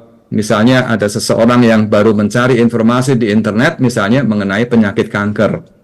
Yang begitu mengerikan, begitu mematikan. Apakah Ibu akan menganjurkan, lihat aja di YouTube tuh banyak sekali seperti ini nih. This one? Or would you encourage your students to look at TikTok? Banyak sekali informasi di sana, termasuk ini. Ya, bikin aja sirsat, kemudian airnya diseduh, diminum, Anda akan sembuh dari penyakit kanker, begitu. Atau yang ini, Bu Septi. Ini lebih meyakinkan ya, melihat ke CNN, warta berita, yang menceritakan laporan terakhir mengenai penyakit kanker. Atau yang terakhir, Ibu milih yang mana? Which one do you choose? 1, 2, 3, 4? Ya, terima kasih Ibu Septi milih yang nomor 4. Yang terakhir itulah situs yang dikelola oleh para profesional medis. Jadi informasinya pasti lebih akurat, lebih komprehensif. The information available at the Mayo Clinic is way, more reliable compared to the other sources. Jadi please remember, I think information is there, but it doesn't mean that the students are able to get the information from the internet easily. We have to teach. We have to know where to find information, and we have to know where to find reliable information. Ya, Bu Septi ya, nomor 4, Mayo Clinic. Saya itu kalau sakit kepala langsung menuju ke Mayo Clinic. Obat ini boleh diminum nggak? Begitu. Saya kalau sakit perut misalnya, saya akan tanya, ini bagian perut saya yang kiri kok nggak enak, begitu ya. I will find, information from Mayo Clinic, and I will check with other similar medical sites. Jadi yakin, setelah itu baru ke dokter, jangan diobatin sendiri. So don't buy medicine and then take pills, from the pharmacy or anything. You need to go to the doctor and you need to find out what the medical problem that you're having. Itu ya. Yang berikutnya. Excuse me, Pak Billy, you have only 1 Yes. minute left. Okay. Thank you. Reason number 4. Okay. Reason number 4 is very important. Education is about knowing what is true and what is not true. Ini cepat saja ya. I think we all are aware of this. It's important for us to teach our students what is accurate, what is reliable, what is bad information, what is a scam, what is a hoax, for example. Ya. Contoh ini banyak sekali hal seperti ini dalam internet. Yang pertama itu, I don't think you should trust this. This is just not right. There's no free lunch. Yang kedua, AI will replace teachers misalnya. Is that something that is going to happen? Not very likely. No. This one, master all English tenses in 20 minutes. I think most likely this is a bad piece of information. It's not true. It's incorrect. Ya, yang terakhir ini, Bapak Ibu sekalian, jangan sampai terjebak untuk membayar seseorang untuk menuliskan makalah yang bisa terbit di Scopus. That is just bad. It's bad, ya. So that is reason number 4. Mungkin ini satu lagi nih. Di Singapura itu ada gerakan untuk mengajar anak-anak untuk bisa berpikir sedikit lebih kritis dengan memakai akronim SURE. Are you sure? Ini terutama kaitannya dengan membaca berita, membaca informasi dari media, sosial media misalnya. S itu adalah sumber.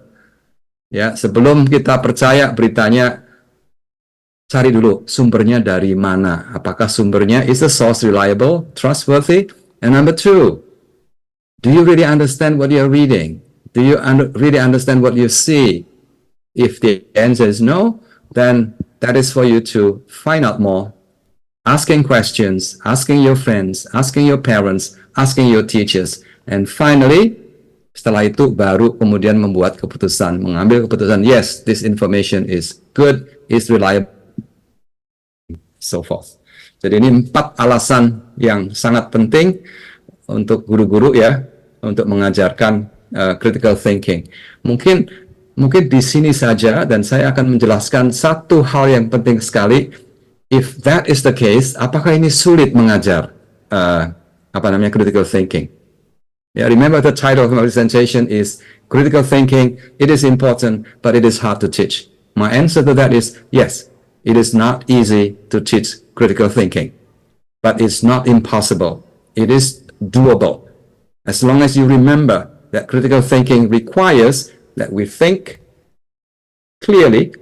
And for you to be able to think clearly, you need to have a lot of knowledge. Knowledge-nya dari mana? Dari membaca.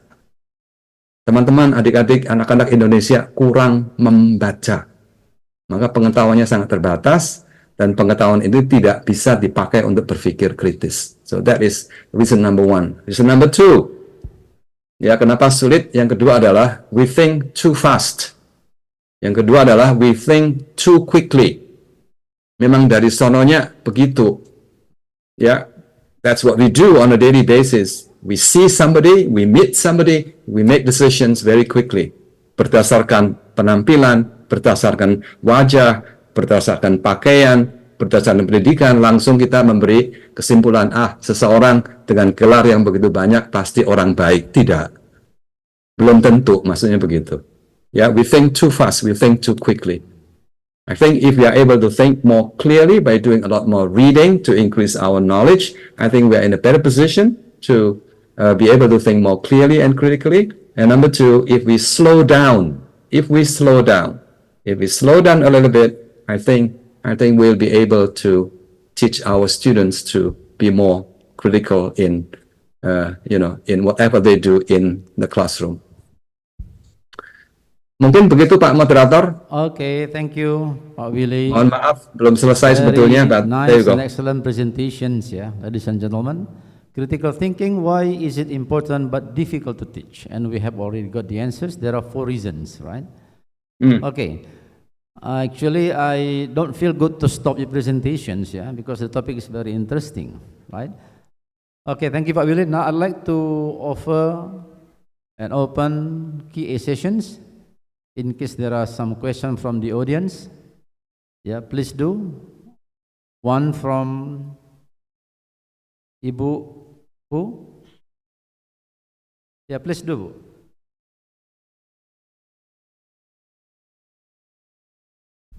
Okay, hello. Good day, ladies and gentlemen. Thank you so much for the opportunity. Let me introduce myself. That my name is Siti Rohaya from Educational Technology Universitas Negeri Jakarta. First of all, I'd like to thank to Mr. Willy for the interesting presentations and explanations in terms of critical thinking in educational implementations, right? Okay. It because right now we focus on like SDGs issue, and maybe my questions will be related to the Sustainable Development Goals in terms of quality education, the 4th goals of SDGs. So, since we committed to achieve it in 2030, and just 6 years left, is it possible for us to achieve these goals? Like there is so many challenges in its implementations, especially in terms of learning process that we deal with social economy environment that contributes for the learning process as well. So, could you please share your point of view about the possibility of achieving SDGs in 2030 in terms of quality educations? And I believe critical thinking actually it's really matters to improve, like developing quality educations as whole. Thank you so much. All right, Pak Willy. Thank you very much Ibu dari UNJ. Maaf saya tidak mendengar namanya. Ibu dari UNJ, thank you so much for your question. It's a very good question. If I were to offer you just one suggestion, I think what we can do is to increase the level of literacy of our students, of our children. Kemampuan literasi anak-anak Indonesia itu perlu dibenahi secara fundamental. Tanggal 11 Oktober nanti saya akan berkunjung ke Jakarta. Ibu UNJ, mungkin saya bisa mampir ke UNJ, Ibu. Diundang oleh kementerian untuk memberikan ceramah kepada kira-kira 100 atau 150 orang thought leaders atau school leaders mengenai literasi. What we can do in order to increase the literacy level of our students. Kenapa sih literasi? Apa anak kita nggak bisa baca? The answer is tidak bisa baca. Memang betul tidak bisa membaca. Anak-anak yang di kota, from big cities, no issue. But the moment you go beyond the big cities, then that is where the problem begins. Mereka hanya bisa sekedar membaca secara service level, di level yang sangat-sangat mendasar. Di level yang lebih tinggi, misalnya berpikir secara jelas, berpikir untuk memperhatikan berbagai macam sisi, menganalisa, itu sangat-sangat kurang. Karena kemampuan literasinya sangat-sangat terbatas begitu. So one suggestion that I would encourage Bapak Ibu yang punya anak di rumah, misalnya kita mulai membaca di rumah. And the moment your children are already very good in terms of their reading ability, literasinya udah bagus di kelas, di rumah, itu langkah selanjutnya di sekolah akan jauh lebih baik. Because without strong foundation in literacy, kemampuan berbahasanya sangat terbatas, kemampuan memahami bacaan-bacaan ilmu sejarah, ilmu geografi, ilmu sosial, ilmu matematika itu juga akan sangat-sangat terhambat karena kemampuan literasi yang masih sangat terbatas itu. So that would be my suggestion, Ibu dari UNJ. There are many other suggestions that I can offer you, including teacher professional development, pengembangan profesi ya, secara lebih maksimal. But I would keep on, making the same suggestion that reading literacy development should be given a top priority. Itu adalah dasar fundamental sekali untuk anak-anak bisa belajar ilmu pengetahuan lainnya. Membaca informasi yang ada di internet, itu mereka tidak terlalu paham sebetulnya. Begitu, Ibu. Okay, I think the question has been answered, ya, Ibu, ya. Yeah, okay. Thank you so much, Mr. Willy. Okay, Thank you, very Ibu. much, Pak Willy. Ladies and gentlemen, I think one question is enough due to the time, right? If you still have question, maybe you can direct the question to Pak Willy directly. Pak Willy, if you don't mind, could you share maybe your contact number, your email, so that the participant can ask the question directly to you, or maybe in Zoom. You can share in Zoom, please. The easiest is for you to invite me to visit your school. Okay. Okay. Or to visit your university. Ibu UNJ, I will be in Jakarta on October 11th. It will be very easy for me to swing by and to visit UNJ. I know some of the colleagues there at UNJ, including the lady that I showed you earlier on. I think she did her namanya Ibu Pipit, who completed her doctoral studies in my university. Ibu Puspita Sari. So, if the audience would like to know more about that, you can join Pak Willy's visit later, or maybe you can ask directly to Pak Willy through his email or chat box. Okay. Is there anything to know about the certificate? Okay. All right. Pak Willy, thank you very much for your presentations. It's very excellent. Thank you, Pak Soni. We gain some knowledge from your presentation, and if the audience would like to know more, then you can attend his session in Jakarta later, or you can contact Pak Willy directly. Okay, thank you, Pak Willy. Thank you very much for your presentation. I give it back to the moderator now. MC. Thank you. All right, thank you so much, Professor Sani Mirizan, for leading the session, and thank you so much for Dr. Willy Erenandia. It is a very insightful presentation. We learned a lot from your presentation today, and we would like to present to you a certificate of appreciation, but because this is online, the certificate will be shared through Zoom meeting. All right, please kindly receive the certificate of appreciation from the Faculty of Teacher Training and Education as our appreciation for your presentation in the 6th SULE IC 2024 as the keynote speakers. Thank you. Thank you very much. Yeah, all right. Thank you so much, Professor Willy, and hopefully in the next conference, we can see you again in person in Palembang. All right. Yeah. Thank you. Yeah, thank you. And Professor Soni, you are kindly requested to return back to your seat. Okay, thank you, MC. Ladies and gentlemen, thank you very much for your attention. I think it's time for us to have the coffee break, Okay, thank you. Yeah. All right, ladies and gentlemen, The time has shown 10:15. It is a time for the coffee break. We're going to have the coffee break around 15 minutes. And while you're enjoying your coffee break, it is right in front of the ballroom. And while you're enjoying your coffee break, we would like to present a dance performance from us. Please welcome Zapin Beladas Dance.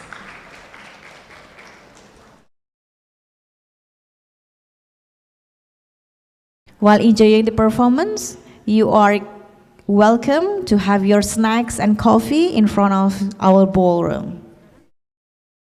Yeah.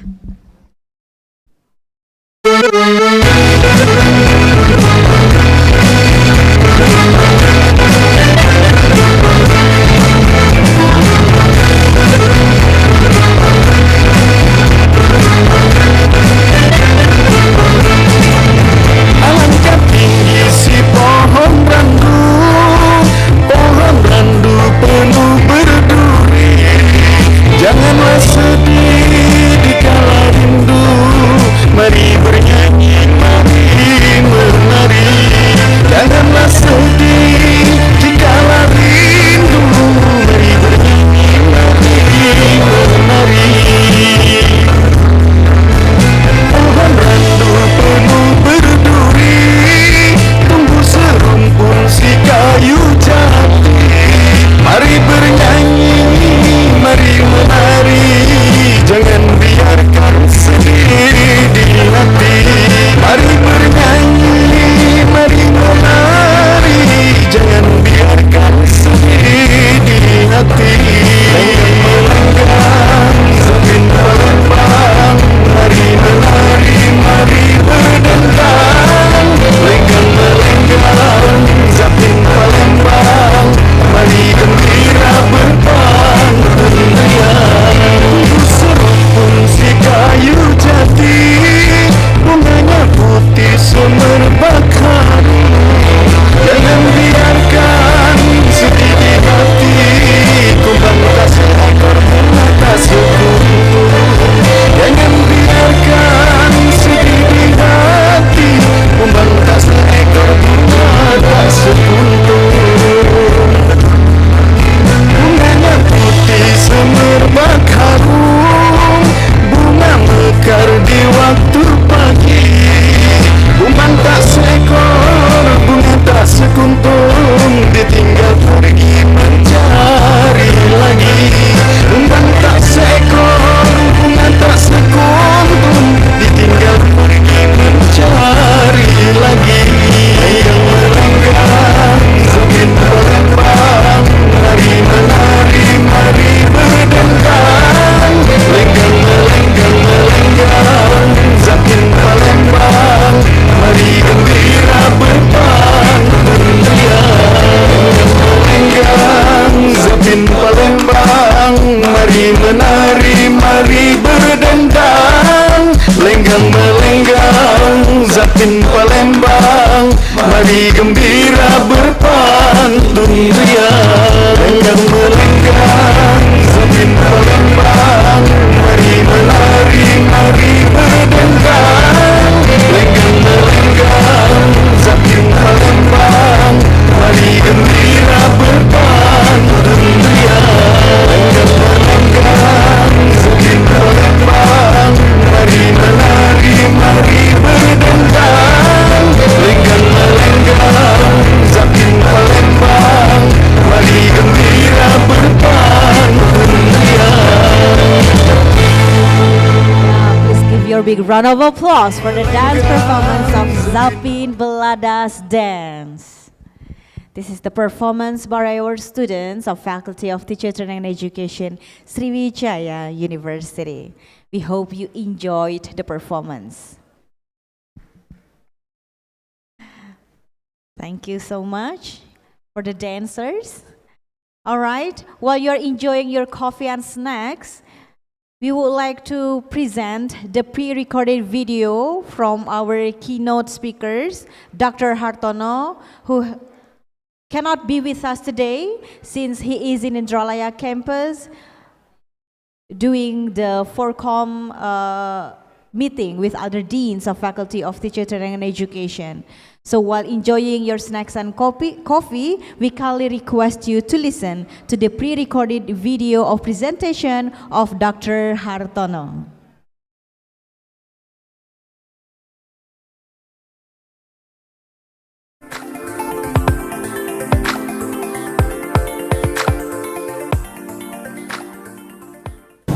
Assalamualaikum warahmatullahi wabarakatuh. Good day everyone. I'm Hartono as one of the keynote speaker in SULE IC 2024. It's an honor for me as a keynote speaker in SULE IC 2024. I'm going to talk about the observation as performance test. My research paper is a semi-teach application for teaching practice observation. Teaching observation rubric for student teaching have been developed for some time, but there are still many challenges in accuracy when conducting these observations, highlighting the need for more precise technology. It means that is need technology. Semi-teach is an application designed to more accurately observe student teaching practices. Semiteach.com. This study aims to describe the teaching practices of chemistry education students observe using the Semi-teach application. This research, I have 4 research questions. First, what type of the learning activities emerge? Second, how does the comparison between teacher actions and student action manifest? Third, what are the most dominant teacher actions? Fourth, what interaction patterns are observed in chemistry education student teaching practices using the Semi-teach application? The method of the study is descriptive research. The data were obtained from observing and teaching practice activities of the student using the Semi-teach application. There are 2 observers who assess each participant using Semi-teach, namely the lecturer and a colleague. For instruments, the observation of the teaching practice activities was conducted using the Semi-teach application.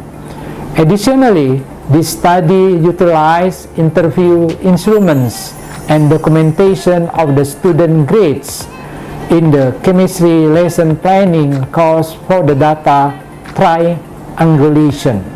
The focus is on 3 codes within the Semi-teach application. Codes L, lesson, T, teacher, and S, student. In my research, there are 4 participants. Each participant has a video in the YouTube channel. Every participant got A for lesson planning course. Data analysis. The analysis of data from these codes is explained through 4 criteria. The lesson summary, the identification of lesson types, and the calculation of their duration within a single lesson. The code summary, identify whether teacher or student actions are more dominant during the lesson. The teacher action summary, a clear visualization of the actions of both teachers and students within specific types of lessons. The interaction pattern, reveal the primary interaction patterns between teachers and students. The lesson summary shown in the table indicates the dominant teaching activities performed during the teaching practice were: first, lecture or notes. Second, video watching. Third, small group discussion. Fourth, student presentation. And fifth, administration work. Documentation show that participants receive an A in the chemistry lesson planning course, indicating that their lesson plans were well prepared with activities aligned with learning objectives and effective in instructional syntax. The code summary results in table indicate that teacher actions code T are more dominant, more than 60% compared to student actions code S 30%. The interview results show that participants found it challenging to make students active in learning and recognize the need for appropriate stimuli to encourage active participation. Based on result of teacher action summary, teacher and student action are predominantly associated with the lecture LO2 type of lesson, such as providing information and engaging in question and answer activities. Based on the table of interaction pattern, student-student interaction occur infrequently in the teaching sessions. This further evidences that the learning activities are still teacher-centered. Conclusion: the SIMI-Teach application effectively describes teaching practices by accurately and in detail showing the following aspects. First, the type of the learning activities used in the teaching within the chemistry education program include lecture and notes, video watching, small group discussion, student presentation, and administration work.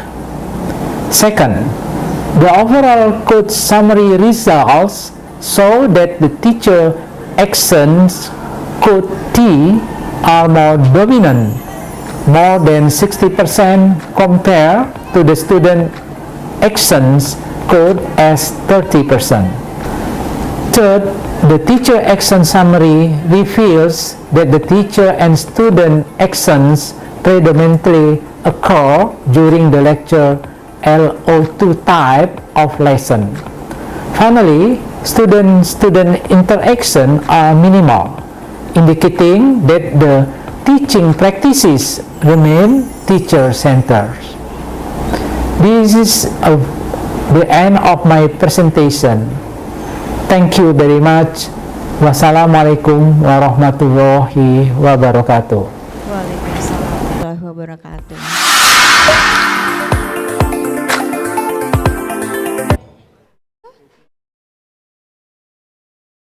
Yeah. That was the pre-recorded video presentation of our Dean, Dr. Hartono, as the keynote speaker of the 6th SULE IC 2024. But as I told you before, that he is in Indralaya campus with other deans of faculties of teacher training and education in the Forcom meetings. So we only have the question and answer session with this barcode. Those who are interested to ask about the SIMI-Teach or the research that has already been conducted by Dr. Hartono, you can kindly scan the barcode here and send your questions through this barcode. Thank you.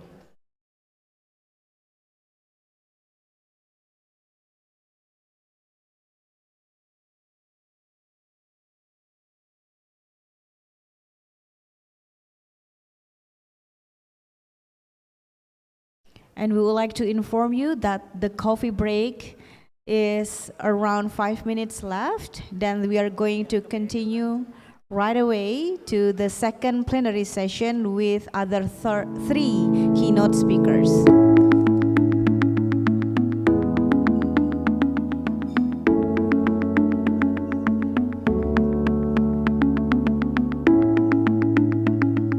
Faculty of Teacher Training and Education is one of faculties at Sriwijaya University. This faculty offers one of the biggest number of academic programs and student body among other faculties. The faculty has participated in numerous activities and obtained many achievements, both in national and international events. On the 1st of October 1958, the Palembang State English B1 course was founded, marking the beginning of the history of this faculty.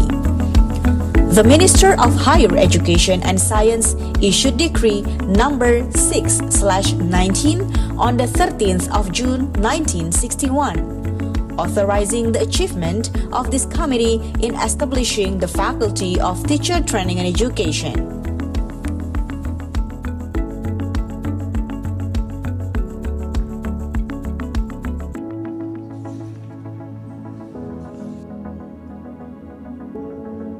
Assalamualaikum warahmatullahi wabarakatuh. Welcome to Faculty of Teacher Training and Education, Sriwijaya University. The vision of Faculty of Teacher Training and Education, Sriwijaya University is to become a reputable and research-based faculty that excels in the fields of science, teaching, and education. One of the departments, Language and Arts Education Department, has obtained an international accreditation from AQUAS Germany and national accreditation from LAMDIC.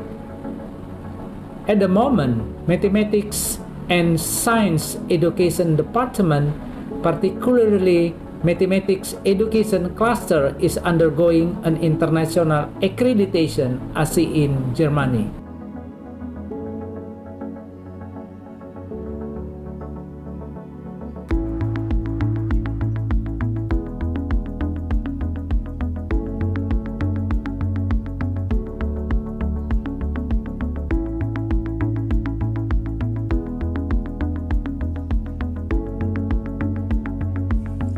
This faculty is located in 5 different locations: Indralaya Campus, Kilometer 5 Campus, Ogan Campus, Bukit Besar Campus, and Jakabaring Campus. As a commitment to improving the quality of education, Faculty of Teacher Training and Education, Sriwijaya University has various SINTA and Scopus accredited journals, international research collaboration, and other activities.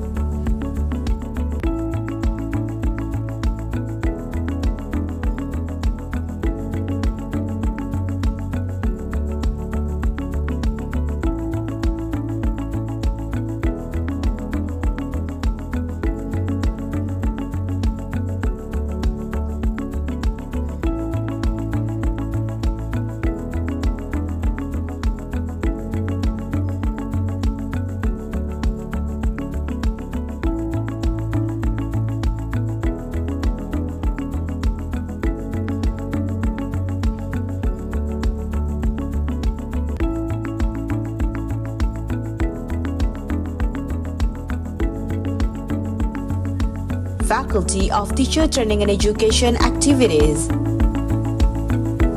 Quranic and Charity Activity, Student Orientation,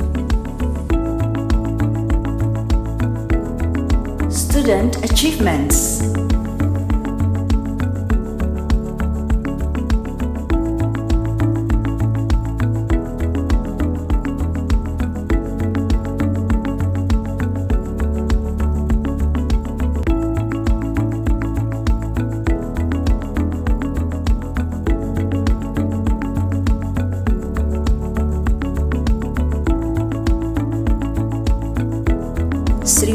Sriwijaya University Learning and Education International Conference. Faculty of Teacher Training and Education provides supporting facilities.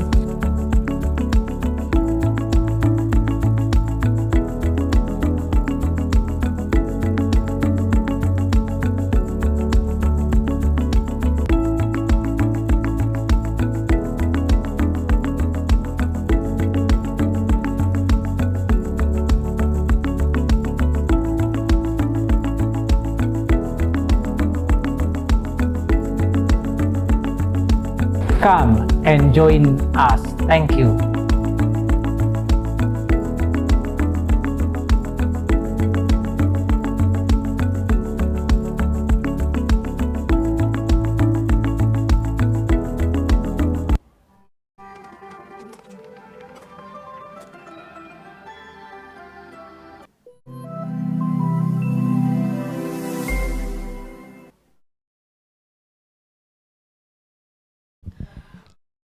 All right. We're about to begin the second session of the plenary speakers.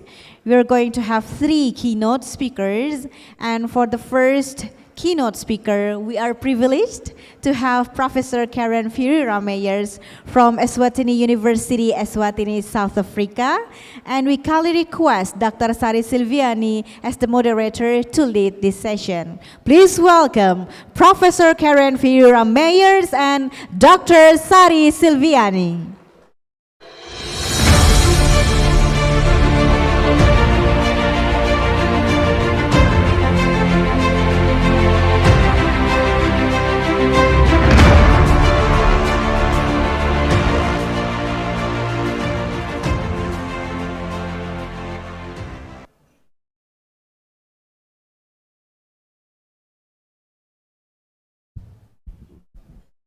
Thank you, Nova, for the kind introduction.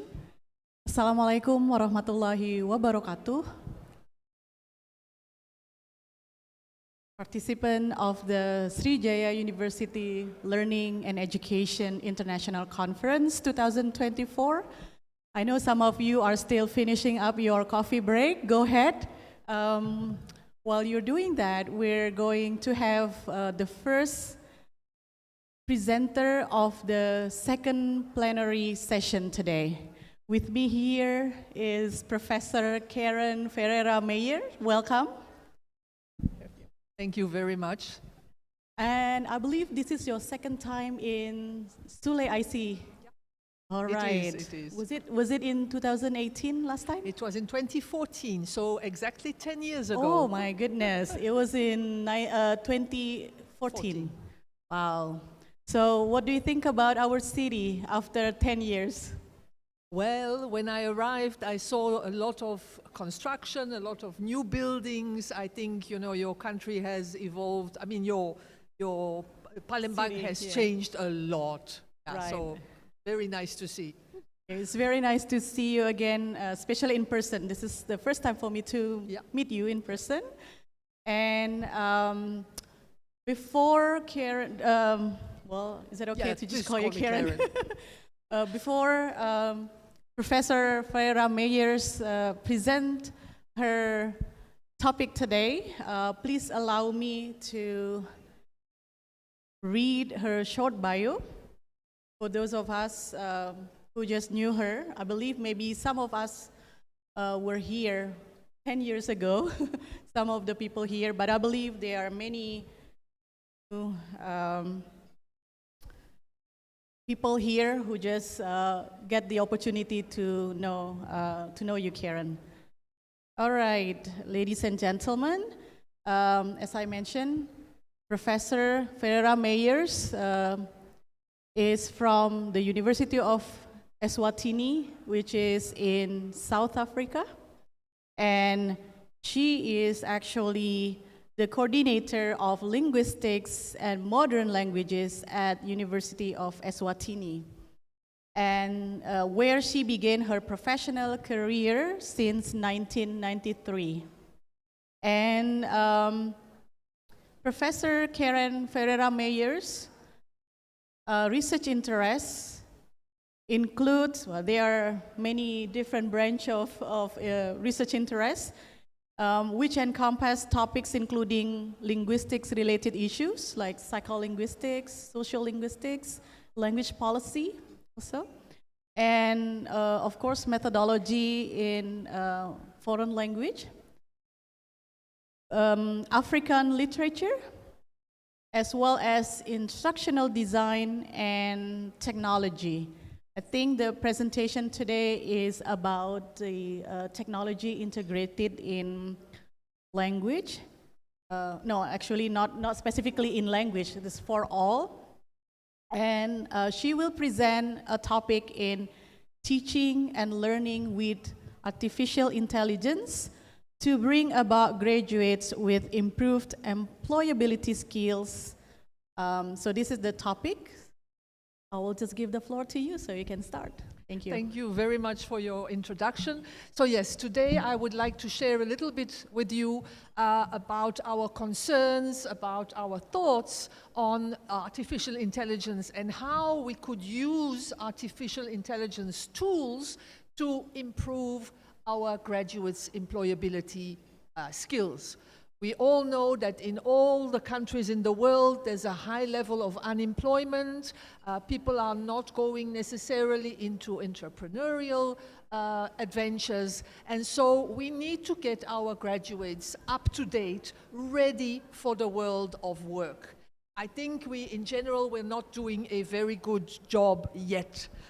So here you've got the title in front of you, and then also to say that today, because of all the technological changes that we are seeing, the very rapid technological changes, I don't know if you've noticed, but since 2 years, since the launching of ChatGPT, there are now more than 5,000 AI tools available.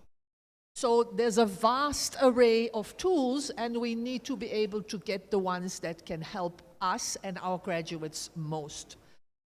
Can I see a raise of hands of who in this room is using AI tools like ChatGPT, like Claude, Perplexity? I can see people raising double hands, so there's multiple AI tools. I don't see that many hands. It's quite interesting to see. I would have expected probably quite a bit more hands, but anyway, it's good to know.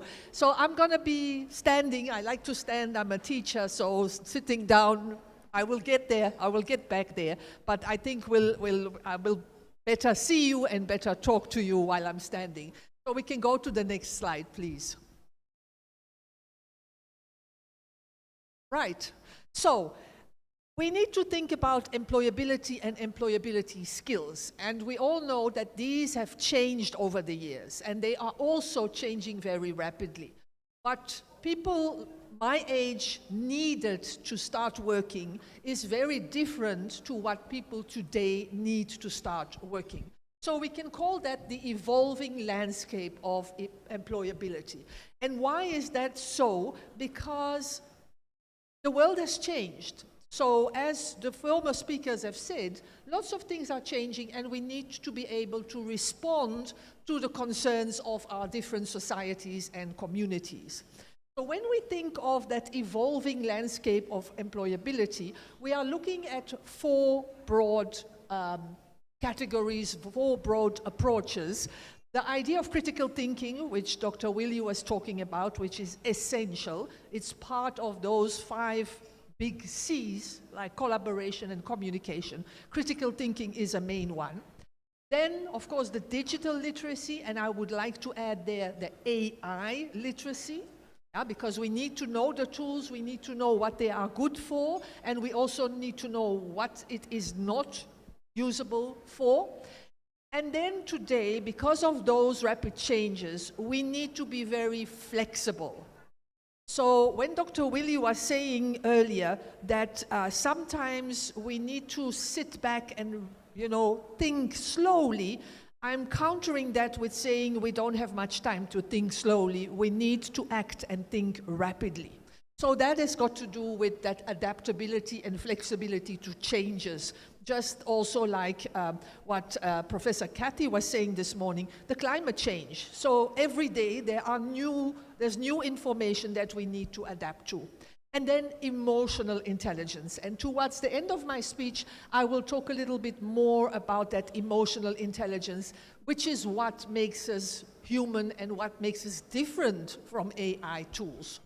So all that about the employability skills and that different landscape.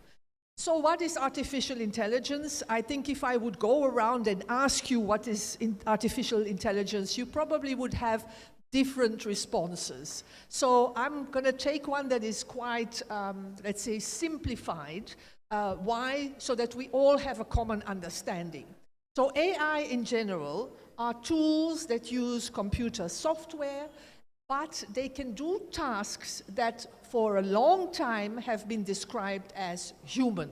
What are those tasks? Understanding language, solving problems, learning from data, and making decisions. So for education in particular, AI has a specific focus. It can help us to personalize learning. So let's say I am a young person from Palembang and I want to learn English. Then what I want to learn on a specific day might be different than if I were a Russian youngster who wants to learn English, you know, and has the need for different skills. So you want learning that responds to your particular needs, and AI can allow us to do that today. And then the grading, I think the grading is a critical topic. We need to talk about that a little bit more. It can also help us as teachers and lecturers to manage our workload. I think over the years you probably have seen your workload becoming larger and larger. There are many more tasks that we need to do. There's more administration, there's more preparation because we need to remain flexible, we need to remain up to date. So if we can find tools that can assist us with that, that is really handy. So these AI systems are able to use large amounts of data. We human beings, when we do research, we find bits and pieces. We are unable, our brains are unable to put all the data together. And this shows that the AI has been able to find solutions in areas as difficult as healthcare or economics to really find solutions because of the ability to look at large amounts of data. Go to the next one. Right, so what do we want this AI to do? So I've said we can use it to personalize or to tailor the learning experiences. And that can be done through different types of AI tools. The personalized learning platforms. Who here is maybe learning a language using Duolingo? Anybody using Duolingo? Does anybody know what's Duolingo? Okay, it's a little app that you can get on your phone and you can use it to learn a language. Of course, it is limited learning, but what is nice is that every day it reminds you to do at least 10-15 minutes of language learning. And what it does is it monitors your performance. So maybe you are doing very well in vocabulary, but you have issues with grammar. Then it will give you more activities on the grammar points. And then after a while you're doing very well in grammar, it will propose other types of activities. So this is something like a personalized learning platform. And then we have the intelligent tutoring systems.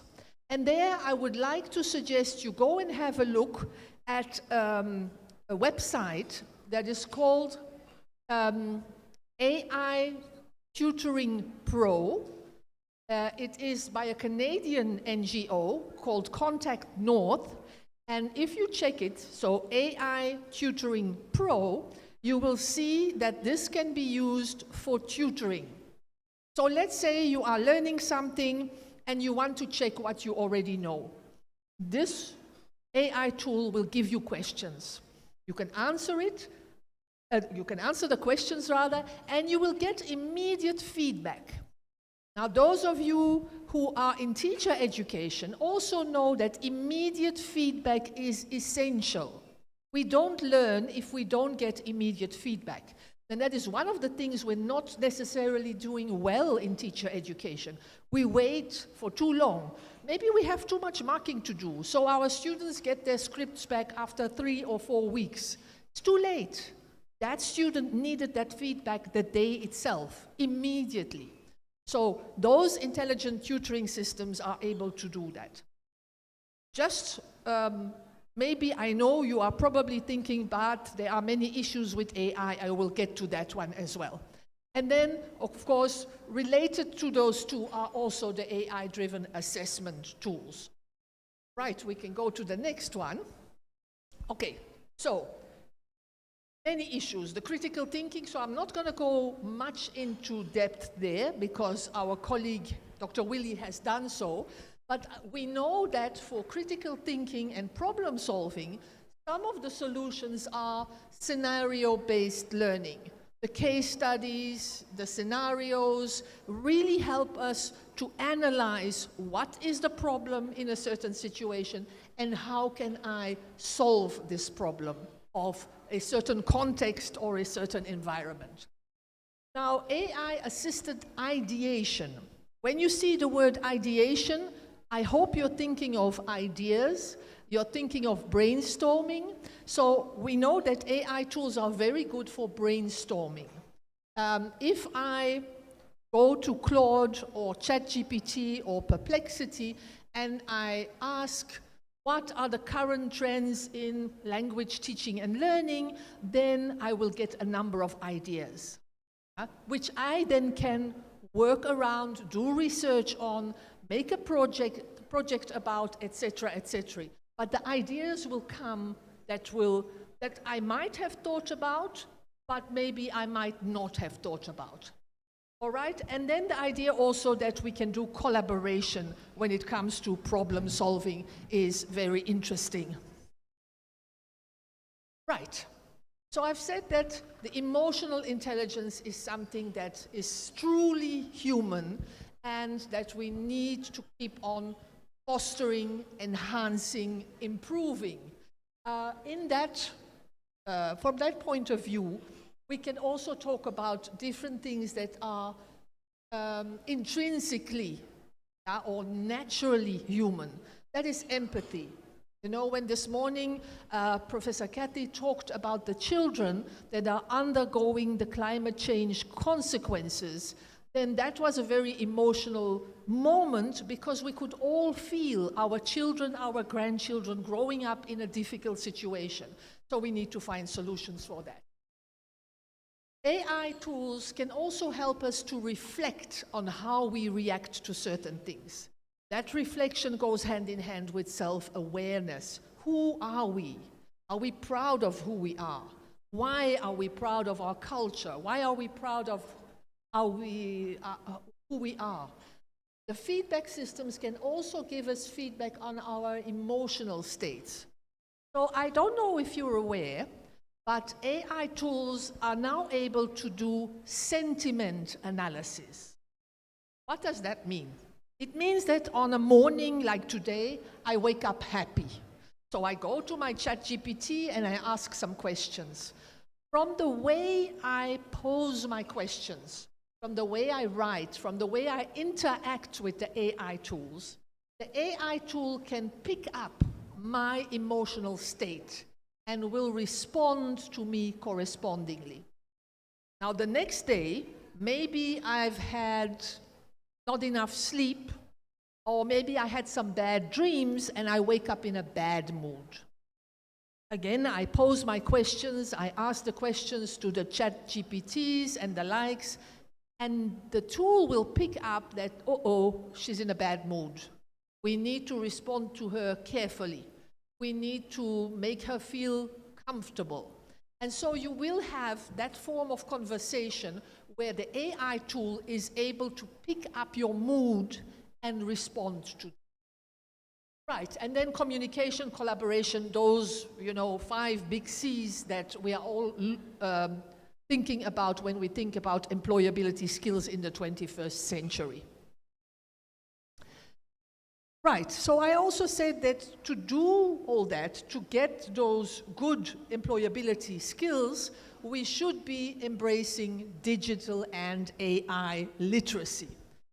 Now, many of us are not able to do coding, we are not able to do programming. I mean, I remember when I was at university, I had a course on basic coding. It's all gone. I can tell you that there is nothing left from that knowledge. Why? Because I don't use it. Now, the good thing is AI tools are able to code for us. Does that mean we don't need to evaluate what it has done? No, not at all. We always need to go back and check. So this is where the idea of the basic knowledge comes in. Without basic knowledge, we cannot evaluate whether what comes out of the AI tool is appropriate or not. So we need to go. And I can pick and choose what at a particular moment in time is more useful than another mode. So another employability skill is the one of lifelong learning.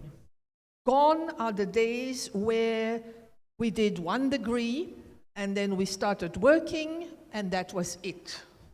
Today, this is no longer possible. You will have your first degree and then you will start working and then you will see, oh, I need a lot more different skills. I need to go and do professional development. So you will continue and learn some more, get some more knowledge, get some more skills and evolve. And then that will continue. So the AI tools are also very good for that. Together with micro-credentialing, so you can get a badge or a certificate for a specific aspect of professional development for a specific skill, and then it will allow you to continue. Today we call that adaptive upskilling. And I've got a slide, I'm not sure if it's the next one, but maybe we can check if it's the next one. No, it's not, but we'll get back to that. So the idea is that we really need to find ways to bridge the gap between us in education, us as teacher educators, and the industry, the wide world out there. So bridging that gap is very important. We need to make sure that that missing brick on that beautiful bridge, that missing brick is in place so that the industry partners and us as educators, we understand each other, we work hand in hand so that our graduates have the necessary skills. Right. Yes, of course, we need to transform the future of education. I think we can go to the next slide. I don't know how I'm doing with time. Should I? Okay. Right, okay. I do need to talk about ethics, because there are a lot of issues with AI tools. So it's also very important that we talk to our graduates, to our students, and explain that they shouldn't be gobbling up everything that comes from an AI tool. There's a lot of hallucination. Hallucination happens when an AI tool doesn't find the answer in the data it has. And then it starts inventing things.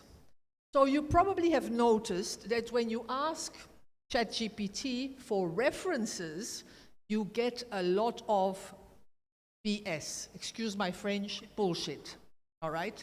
So be very careful with that, because there's nothing you can do with those references. They are useless. So that means that we need to explain to our students and our graduates that whatever they get from ChatGPT isn't the end all. They need to go and verify. and they need to verify most of the facts, if not all the facts that are given to us by ChatGPT. So we need to balance that need for innovation, for flexibility, for adaptability, but with responsible usage. And I don't know if, the government of Indonesia has an AI law, or if there are any guidelines to assist educational institutions with AI usage. If not, then this is an area I think you should be working on. Let me go to my conclusion so we can go a bit rapidly through the next slides. Yeah, so those are all the concerns that come up with AI usage. And continue. And just, I will be sharing, you can continue, I will be sharing my slides with all of you, but just thinking about this partnership for responsible AI, and then we are at the conclusion. So the idea is, we have graduates. They are not necessarily ready for the world of work. They are partially ready. We need to get them more ready. So how do we do that? We have many interventions that we can look at.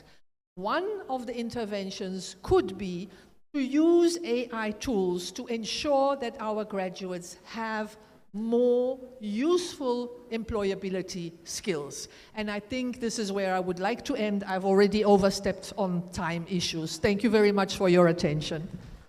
Thank you very much, Karen, for your presentation. I believe we have to skip some parts, but we can continue with the question and answer session. So things that we probably have not touched yet, maybe will come up in the question. So I'll give the opportunity for those in this room to ask questions. Please raise your hands. Yes, we have one.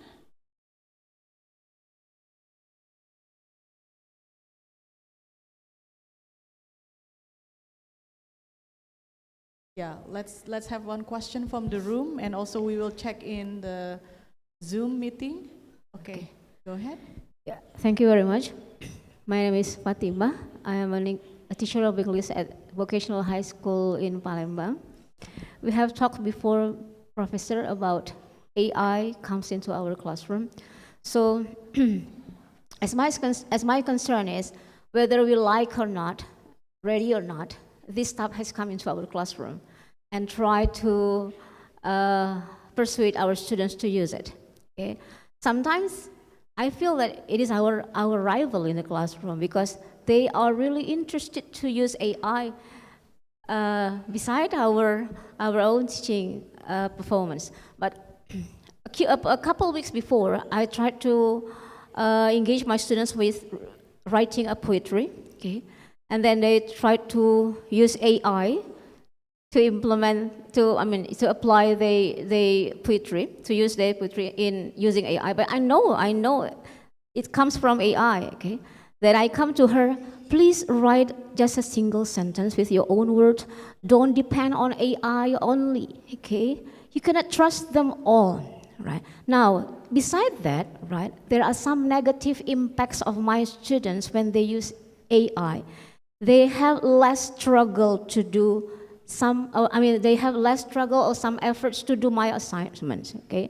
Just take it for granted, just take from the AI, and then they get it. But I know that it is not his own works, okay? Because they use the AI. Now, I need your comments, your suggestion, how to give our a strong point to our students that teachers are still useful for them, okay? Even the most sophisticated technology the creator create, they cannot replace our own position in front of the classroom, even AI. Before that, we have Google. Now, AI, I think, is much faster than Google, okay? In a few minutes, they can get the answer. But still, right? Human being relationship cannot be neglected. Thank you very much. Right, yeah, I think we got the point. So this is teacher who's worried about students relying too much on AI, and the role of the teachers here. Yeah, I think you've raised a number of points, very interesting points that we need to address. We need to address them collectively. We need to address them as a nation. We need to address them as an institution. What will we allow? What won't we allow? I think when we ask students to write poetry, we are asking them to be creative. Now, not all our students have the same level of creativity, have the same wish to be creative, so that's where probably the differences will start. Now, if they come with a creation from ChatGPT, then it's important for us as educators to point that out, to say, look, I know you have used ChatGPT. Why did you do that? What did it bring to you? Do you think that the poem that was written or drafted by ChatGPT is as good or as creative as something done by a human being? So you could use that as a starting point to discuss the importance of when can we use AI tools and when should we not use AI tools. So I'm definitely not saying we should use it for anything and everything. One of the things I do with my students who are mostly learning French in a non-French speaking environment, so they need input, they need information, they need input from native speakers, so that is where the AI can do a good job. But then, for example, in a test, they will get me answers that clearly come from ChatGPT or a similar environment. So then I ask them, okay, go back now to your response, put it through different AI tools, look at the answers that are generated, compare them, and then now rewrite what you have sent in by putting in your own voice, by explaining what worked and what didn't work and why. And this is where the critical thinking skills also come back in. So just to conclude on that one, AI will not replace us. It's impossible. We need human interaction. We are social beings. We learn through social interaction. So that is definitely there.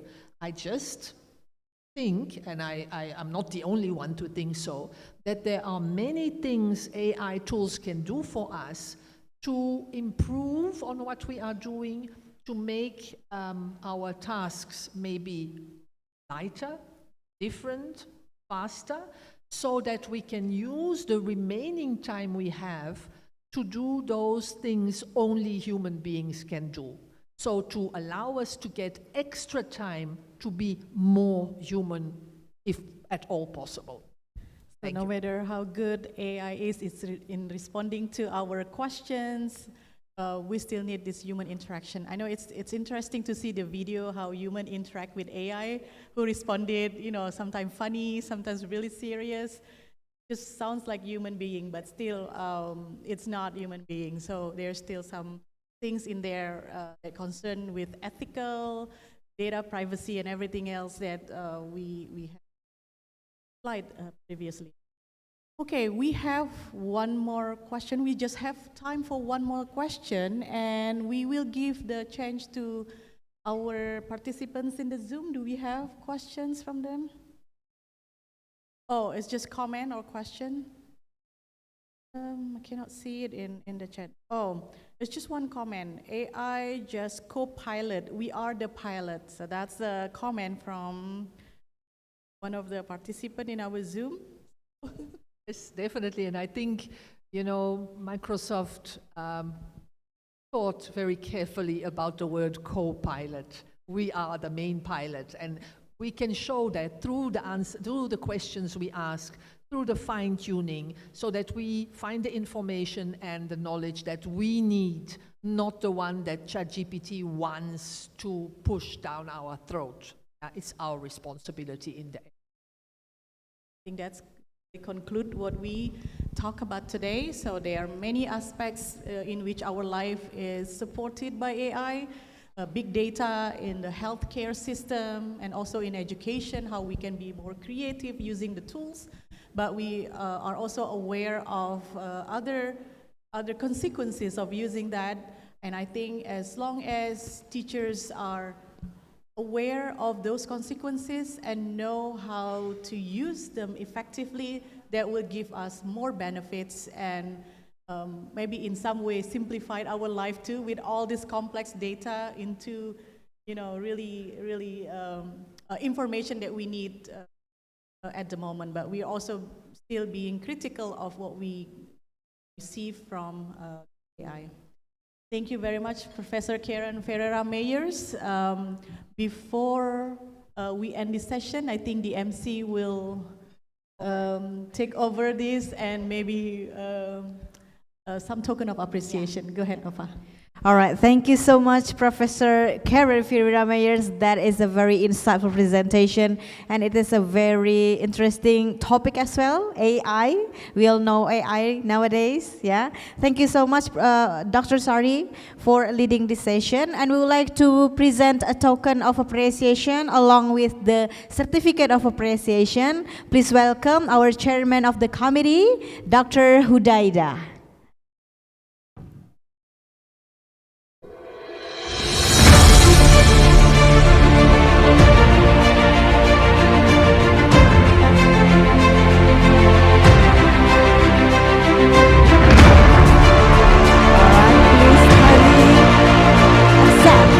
Our certificate of appreciation for Professor Karen Ferreira-Meyers. Next one, we have the token of appreciation as well.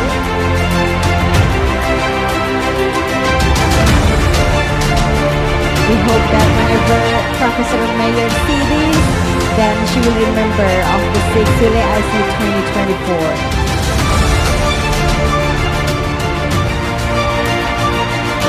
And then the last one, we still have one for you.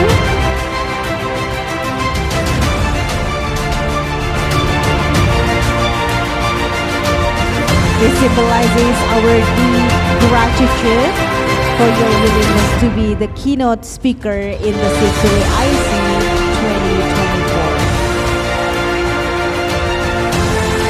Alright, thank you so much. Please give your big round of applause, everyone, for Professor Karen Ferreira-Meyers.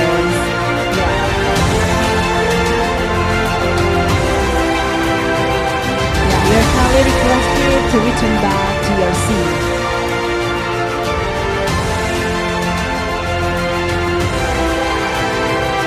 And now we would like to proceed to the second keynote speaker in this second plenary session. We are honored to have Dr. Wanti Wijaya from Deakin University, Australia, who has been with us through Zoom. Hello, Dr. Wijaya. Good morning from Indonesia. Hello, how are you? How's everyone? So sorry I cannot join you in person, but yeah, I'm joining from Deakin Waterfront campus at the moment. All right, yeah. Please welcome to the 6th SULE IC 2024. We would like to begin the session with you, with your presentation, and this will be led by our moderator. Please welcome Dr. Sari Silviani. Thank you, Nova.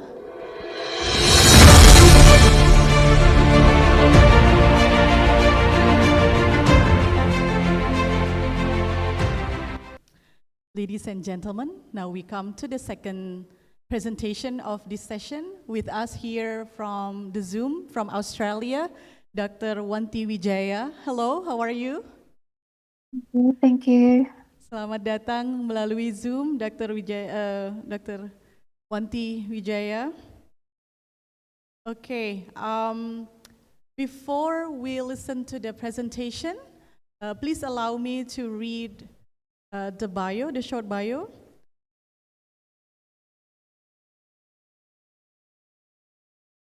Associate Professor Wanti Wijaya from Deakin University, Australia, who attended our session synchronously today, is the Associate Head of School International and Engagement of the School of Education, Deakin University. Her research focuses on understanding complexity of classroom practices and examining ways to support teacher professional learning and student mathematical reasoning. Today, Dr. Wanti Wijaya will discuss enhancing educator competency in digital transformation for effective blended learning implementation. Dr. Wijayanti, the floor is yours. Thank you so much for the opportunity to actually speak today. And I do apologize for unable to join in person. I hope the audio is coming quite clearly from your end. But I have my PhD student's graduation today, so that's why I couldn't come to join you in person. Thank you again. So the theme of the conference, I'll try to actually start by connecting to the theme of the conference and outlining what will be the focus of my presentation or my sharing today. So, because the theme of the conference is about learning transformation in the digital era, and the previous keynote touched on the role of AI in our learning as well. So, there's a lot of, obviously, a lot of attention about the affordances that AI can bring in terms of supporting learning, but also there's quite a number of concerns, including ethical concerns. So, for my presentation today, I'll talk about from my experience in terms of facilitating hybrid learning, especially in the area of mathematics education at Deakin University. But also I'll talk a little bit more about the sort of like the setup of digital learning at Deakin and the recent Australian Award Fellowship project that I work together with fellows from 5 Vietnamese institutions in terms of empowering and supporting digital transformation in Vietnamese higher education. So those are the sort of areas of the focus of the conversation today, and I'll tie in with the conversation and the focus on the 21st century skills. And I believe the previous keynotes also touch upon those important of developing those critical thinking skills and problem-solving skills, and also preparing our students for 21st century competencies. And that is really highly relevant, because if we look at different sort of like policy guidelines from UNESCO, from about education 4.0, there's a lot of emphasis on preparing students for the futures. So it's not enough to actually equip students just with the traditional methods of learning, and for example mathematics. But we do need to equip them with soft skills to be able to think creatively and focus on reasoning, for example, communication, justification, collaboration, teamwork, and those sort of skills. Because at the end of the day, our students who will graduate, they will need to be adaptable. I think that's the conversation again, connecting back to Karen's point about the importance of adaptability and being able to be flexible and work independently, but at the same time work collaboratively with others in effective manners. So I mentioned about UNESCO Education 4.0, and there's a strong focus, if you look at the website, on digital transformation and preparing the current learners for new digital skills and competencies. And obviously being equipped with digital literacy is one of the critical competencies that they need to develop due to the fast changing nature of digital technology and digital learning platform that are available for our students. So just speaking from the experience of our university, Deakin University, where I'm working at the moment. So Deakin is one of the pioneer of distance education and digital learning. So sort of like when we had that COVID-19 and everything has to be transformed into online, we were quite ready for that because it's part of our sort of DNA. In particular, I would like to talk and focus on the blended learning notion or approaches in my teaching and learning. So I think in the blended learning, this particular framework really look at the importance of understanding the relationship between, the teaching, the engagement with our students, engagement with content. That is very important, that our students have the resources to, engage with the content. Like if I'm teaching mathematics, then the content of mathematics is at the center as well of the learning experience. But tying all those things together for our students, I think, thinking about the educational experience of the students is highly critical. So that is one of the framework that we are using at Deakin. So I mentioned earlier about one of the recent Australian Award Fellowships project that I was leading. So this was completed last year. We worked with 5 university or higher education institutions in Vietnam, and we have 14 fellows and senior fellows altogether. So the purpose or the aim of the project or the program is actually to empower and build the digital transformation capacity of educators to support digital transformation in higher education in Vietnam. And we work collaboratively together. We provide a lot of sort of like experience, hands-on experience. As you can see in one of the picture, they work, for example, using this the headset, the VR headset, to have that hands-on experience and explore the science concept using that technology. If you are interested to learn more, you can go to the website where you can see a little bit more and find out a little bit more information about the project. So that's similar. At Deakin, we also have what we call the Nayal space. So that's an immersive 360 room where actually our students, and we use it also for in-service teachers' professional development, because basically the room is like a theater with 360 cameras. And when we want to actually, for instance, like I'll give you an example. For example, if we want to enhance teachers or pre-service teachers' capacity to notice, for example, a particular event in the classroom, we can play the video of the classroom, and then we get the pre-service teachers or the in-service teachers to notice a particular interaction in the classroom that they can actually see from the 360 camera angle. So they can focus on the different interactions, and then that will support students to harness that professional noticing skills, which is a very important thing for us educators to develop.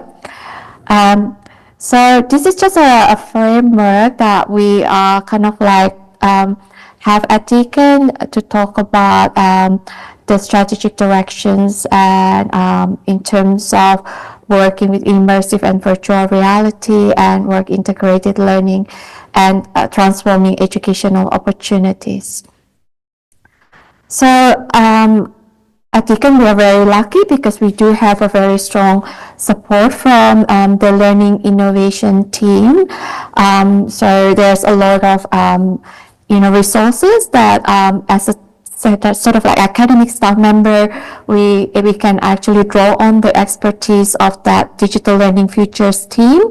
If we need to update our teaching and learning resources, we all have our teaching resources. The learning management system have the same sort of like template, so it has the same look and feel, and the students get used to the the setup of the what we call the cloud Deakin learning setting, so they know how to navigate the resources quite easily. So I think we are all aware about the use of generative AI in our, everyday life perhaps. And our students are very much using that also in their study, as one of the participants asked or mentioned earlier. So at Deakin, we do have a kind of like guidelines from the university point of view in terms of the use of generative AIs for our students. And I think the important thing is to understand the risk, but also the potential, that how to use, I think Karen mentioned earlier, how to use that in a responsible and ethical way. So we don't want them to submit their assignment completely using Gen AI and without really, developing that critical thinking skill and being able to use their own intellectual, engagement with the task that they need to work on. So that is very important, and we do have a framework to guide that the use of generative AI principles, and I believe probably most of the universities now have their own guidelines to guide the use of AI in their own institution. So in particular, I think then the importance of agencies, of people, to be able to actually make a decision making using informed judgment. So that is very important. We don't want to just ban the use of AI without any sort of like giving students or staff members agency to develop that capacity to make their own decisions. So going back to the earlier experience about the Vietnamese project in digital sort of like transformation in higher education, one of the sessions towards the end that we had with the educators or the fellows is to actually get them to really think about how they can apply the knowledge that they developed through the 40 days experience with us to implement that through the action plan that they develop, because every fellow have a different role and different level of seniority, and how they can actually apply digital transformation in their own respective capacity and responsibility.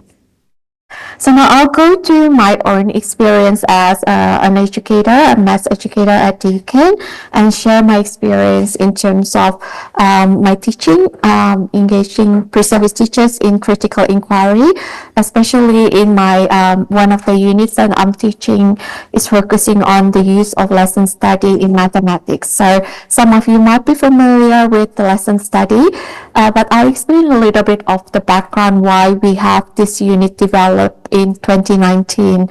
So the Teacher Education Ministerial Advisory Group in Australia in around 2019, 2017 put up this recommendation. In Australia, primary school teachers are generalist teachers, so they teach all subject areas, and in our teacher education at Deakin, we also prepare them to be generalist teacher. But then TMAC proposed this, that even though they're generalist teachers, primary school teachers need to be equipped with a particular discipline area. So they need to choose a subject specialization. So at Deakin, one of the subject specializations that the students could choose is mathematics, or focus on because mathematics is one of the key priority areas. So and this unit was developed in response to that TMAC report. So in the sequence of primary specializations in mathematics, in the third year pre-service primary teachers, they need to take one of the unit that's focusing on the use of lesson study in mathematics education. So these are to give you an overview of the week. So it's quite structured, the introduction, and then the pre-service teachers get the experience to explore how to do research on teaching material in lesson study, how to design or select an open-ended or a problem-solving task, and facilitate that structured problem-solving lessons in mathematics. They also then they also observe the research lesson, video recorded research lesson, and then they plan together a lesson that they need to teach as a group in week 9, and then they have a post-lesson discussion in schools and a reflection at the end. To give you an idea, so I developed this unit in collaboration with some other academic staff. And at Deakin we have 3 campuses. So when we develop the unit, it has to be taught as a hybrid unit, because we have students in Warrnambool, we have students in Geelong campus, but we also have students at Burwood. So I'm teaching at the Burwood campus with the students there. But actually, the teaching itself is streamlined across the 3 campuses. So you see the students at another campus on the right-hand side, and then also students at the bottom is the Warrnambool group. So it's a very hybrid, sort of like a way of learning, which is a very interesting way of learning, because for us as educators or as the teacher educators, we need to be aware that while we are interacting in the classroom with the students in front of us, we also have students online, that are following our conversation. So these are just to give you an example of the resources that we draw on. And so every week the students actually engage with the learning materials self-paced, but we also have the synchronous seminar where we discuss, and then we solve problems together. So for instance, one of the problems that the school teachers solve with the grade 3-4 students, so before they observe the lesson recording online, our pre-service teachers need to solve the problem themselves, and then we have the interactive discussion where they share their ideas and their solutions, because we are expected them to anticipate the students' solutions that they might see or they might observe in the when they watch the video recording online. So this is just to give you an example of the lesson, the focus of the lesson, and the goals of the unit and the goals of the lesson. So I'll share the handout later with you, so you don't have to take notes. That's okay. We also have the video recording of the lessons, and then we play that for the students, and we watch the research lesson observation together. We also have the classroom teachers come and then give the sort of like guest lecture after the students observe or watch the video recording of the lesson. So this is my own annotated analysis of the work that the students share in the classroom in the video, in terms of the different strategies that was shared in the classroom, and then the type of strategies that the students presented in the classroom, and how the teacher actually sequenced the student strategy. So she started with inviting students who had less sophisticated ideas, so using the idea of groups of and counting almost like by ones, or using tally marks to count, and then move on to students who use repeated addition, and then split multiplication strategies, and then there's the students who use halving and then doubling strategies, and then the last strategy is the use of vertical multiplication with split strategy, for example.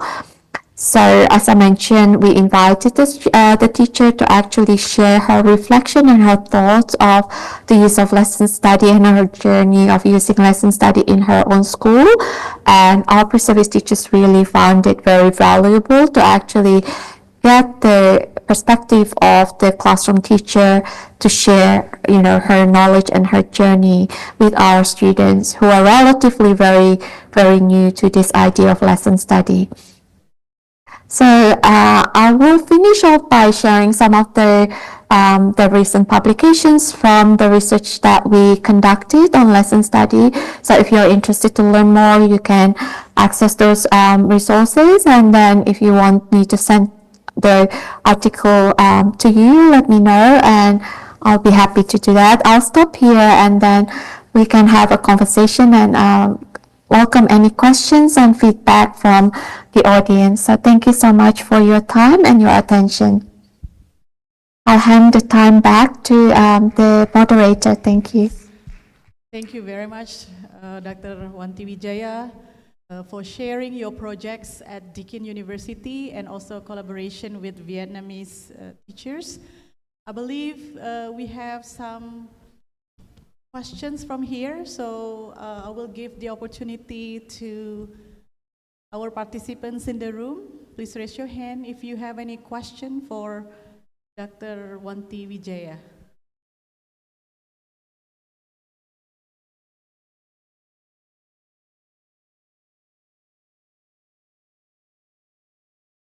What about in the Zoom? Do we have any comments or question? We have some interesting project. I believe we didn't have that much time to have a detail of the activities conducted by Deakin University, but it's interesting for those of you who are mathematics teachers. Lesson study, I think one of the project mentioned here. What about with Indonesian? Do you, Dr. Wanti, do you have any such project with Indonesian teachers? Yes, of course. So actually, one of my PhD students, Dr. Melia Sari, who graduated from Deakin University, she's now working at Universitas Negeri Jakarta, and her PhD is also using lesson study with pre-service teachers at UNJ in Jakarta. So that's I know colleagues in Bandung at UPI Bandung, some of them also use lesson study, but also Professor Ratu Ilma, I believe, has been involved. I don't know whether Prof. Ratu Ilma is in the room, but Professor Ratu Ilma is also, I know, is using lesson study and has done lesson study project in mass education at Universitas Sriwijaya as well. So yeah, lesson study is also one of the research that we conducted here, especially in mathematics education and also in other majors in our School of Education here. Unfortunately, Professor Ratu Ilma is doing the accreditation process with one of the university in Indonesia, so she's not here with us. We'll say hello to her from you, and yes, I believe we can also learn from, if she were here, I think she could share the experience of using that lesson study in Indonesia. Okay, last chance for question.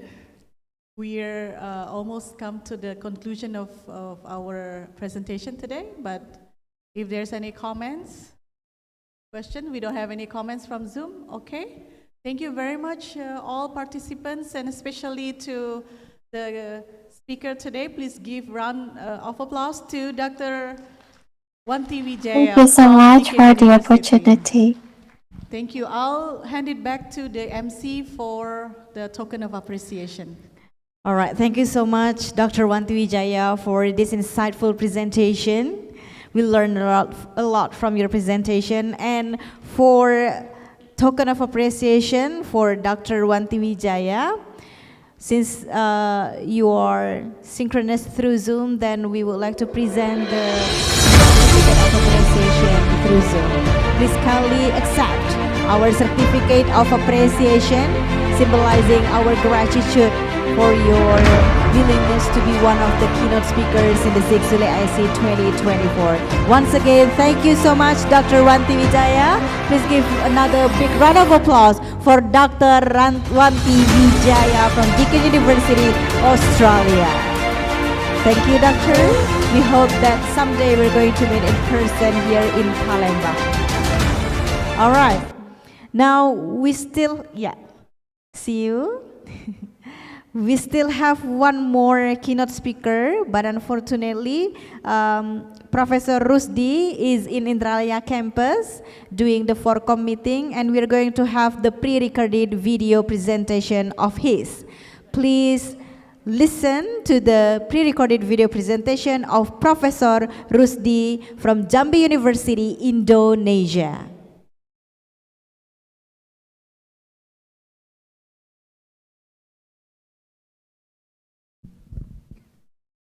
Assalamualaikum warahmatullahi wabarakatuh. Good afternoon, everybody. Welcome, everyone. Thanks you very much for your joining this international conference today. We are excited to have you at today's conference. This will be an opportunity for us to learn from each other and grow together.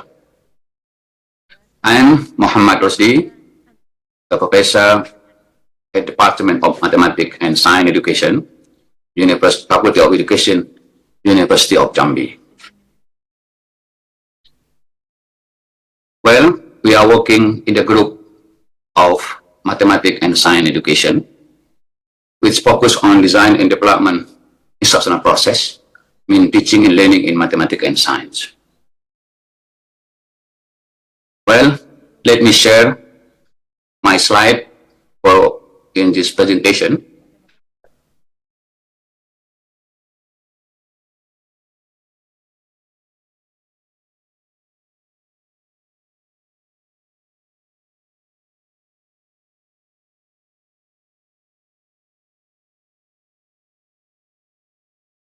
Our research focus start from instructional design model, and then we also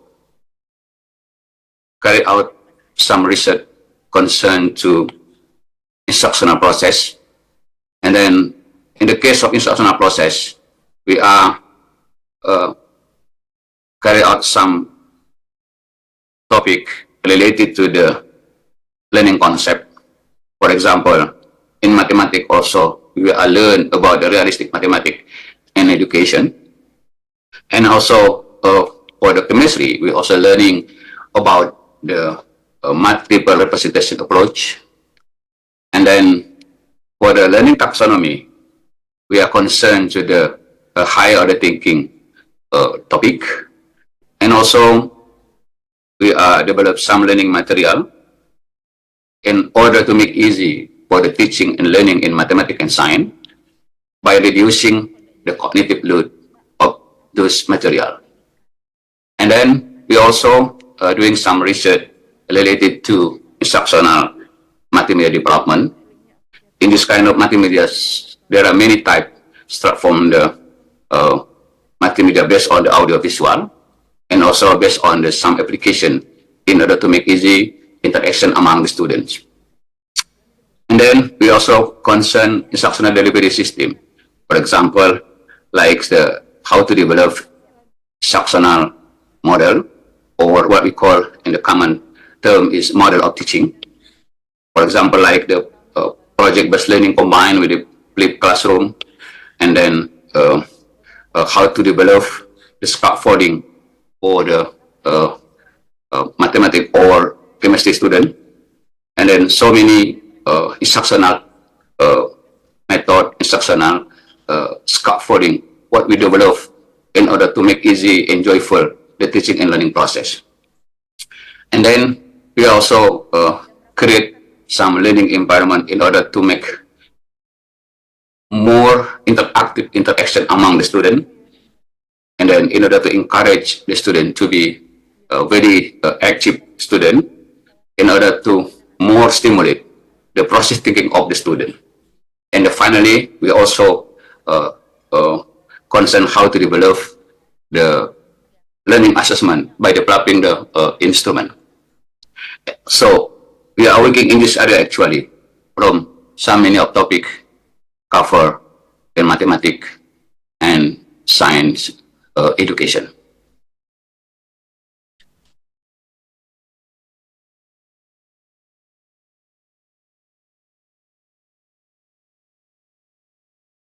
Our group, the research procedure really inspired by the article from the Lee and Zhang. We talk about the methodological framework for instructional design model development. In this article, quite interesting because they introduce the 10 model, how to design and develop instructional design model for the many purposes. There are 10 types of procedure. They synthesize from so many articles published concern the instructional development. the interesting thing is the step how to develop the instructional design based on this article. The steps almost the same for all the kind of procedure what they introduce. The first step is data source definition. The researcher should define the data source. So we define the data source. And then the second one is data collection. The researcher should collect the data and then they analyze the data and then create something, the model ideation from the fundamental or from the data source definition. And then finally, the researcher should be create the model representation. This type almost the same for the tense of the procedure what they introduce. The interesting is there are many types of data source definition, start from the theoretical foundation of the conceptual model. And still also the other type of source of data, what they call the panel circular from the relevant discipline. And then also there are the other kind of source, like the panel practitioner from the relevant field. And then this reference of article, what inspired me to create, to compose, to write two popular books in Indonesia right now, especially related to design and development research. Two books, the first one is Design and Development Research and Education, and the second one is Educational Treatment-Based Research. Two books have already published by Rajawali Press as a publisher, very popular publisher in Indonesia. This book included the bestseller on this publisher, and also this book serve all of you to guide how to design and develop research, especially for the treatment-based research in educational topic. Teacher, by using the action research, design and development research, also research study, and also procedure and basic knowledge as the main topic what we have to develop. And also we have to create how to design the internship for the student, especially for the pre-research teacher, guest lecturer, professional practitioner, and also finally the common sense of the thinking. This is one of the way how we develop our skill in practice to be a good teacher in the future, not only in the science school, but also in the university. And then, thank you very much for my presentation today. I hope you can enjoy my presentation, and thank you very much for your attention. Assalamualaikum warahmatullahi wabarakatuh. Waalaikumsalam warahmatullahi wabarakatuh. Please give your big round of applause for Professor Rusdi. Pre-recorded video presentation, and we actually have already posted the video link on our SULE IC group if you want to check further or listen again to the pre-recorded video presentation. All right, now we have already reached the break session for lunch. Since this is also Friday, some participants, especially male participants, are going to have Friday prayer or Sholat Jumat. And for the lunch, for those who are here in the ballroom of Santika, you can proceed to the restaurant, and do not forget to have the lunch coupon at the back of your card, identity card here. Please show to the committee over there in the restaurant to get your lunch. And please return back to our conference at 1:30. We are going to begin the parallel session, and you can check your room in the program book that has already been posted by our committee in the group. And for your information, the ballroom is here in this ballroom, and for some others are in the upstairs in the location of Santika 1, Santika 2, and also for the juice room, it is next to the restaurant. But if you are not sure where the room is, later you can ask the committee. So this is time for you for the lunch break and also the prayer. We would like to see you again around 1:30. Thank you so much. Assalamualaikum warahmatullahi wabarakatuh.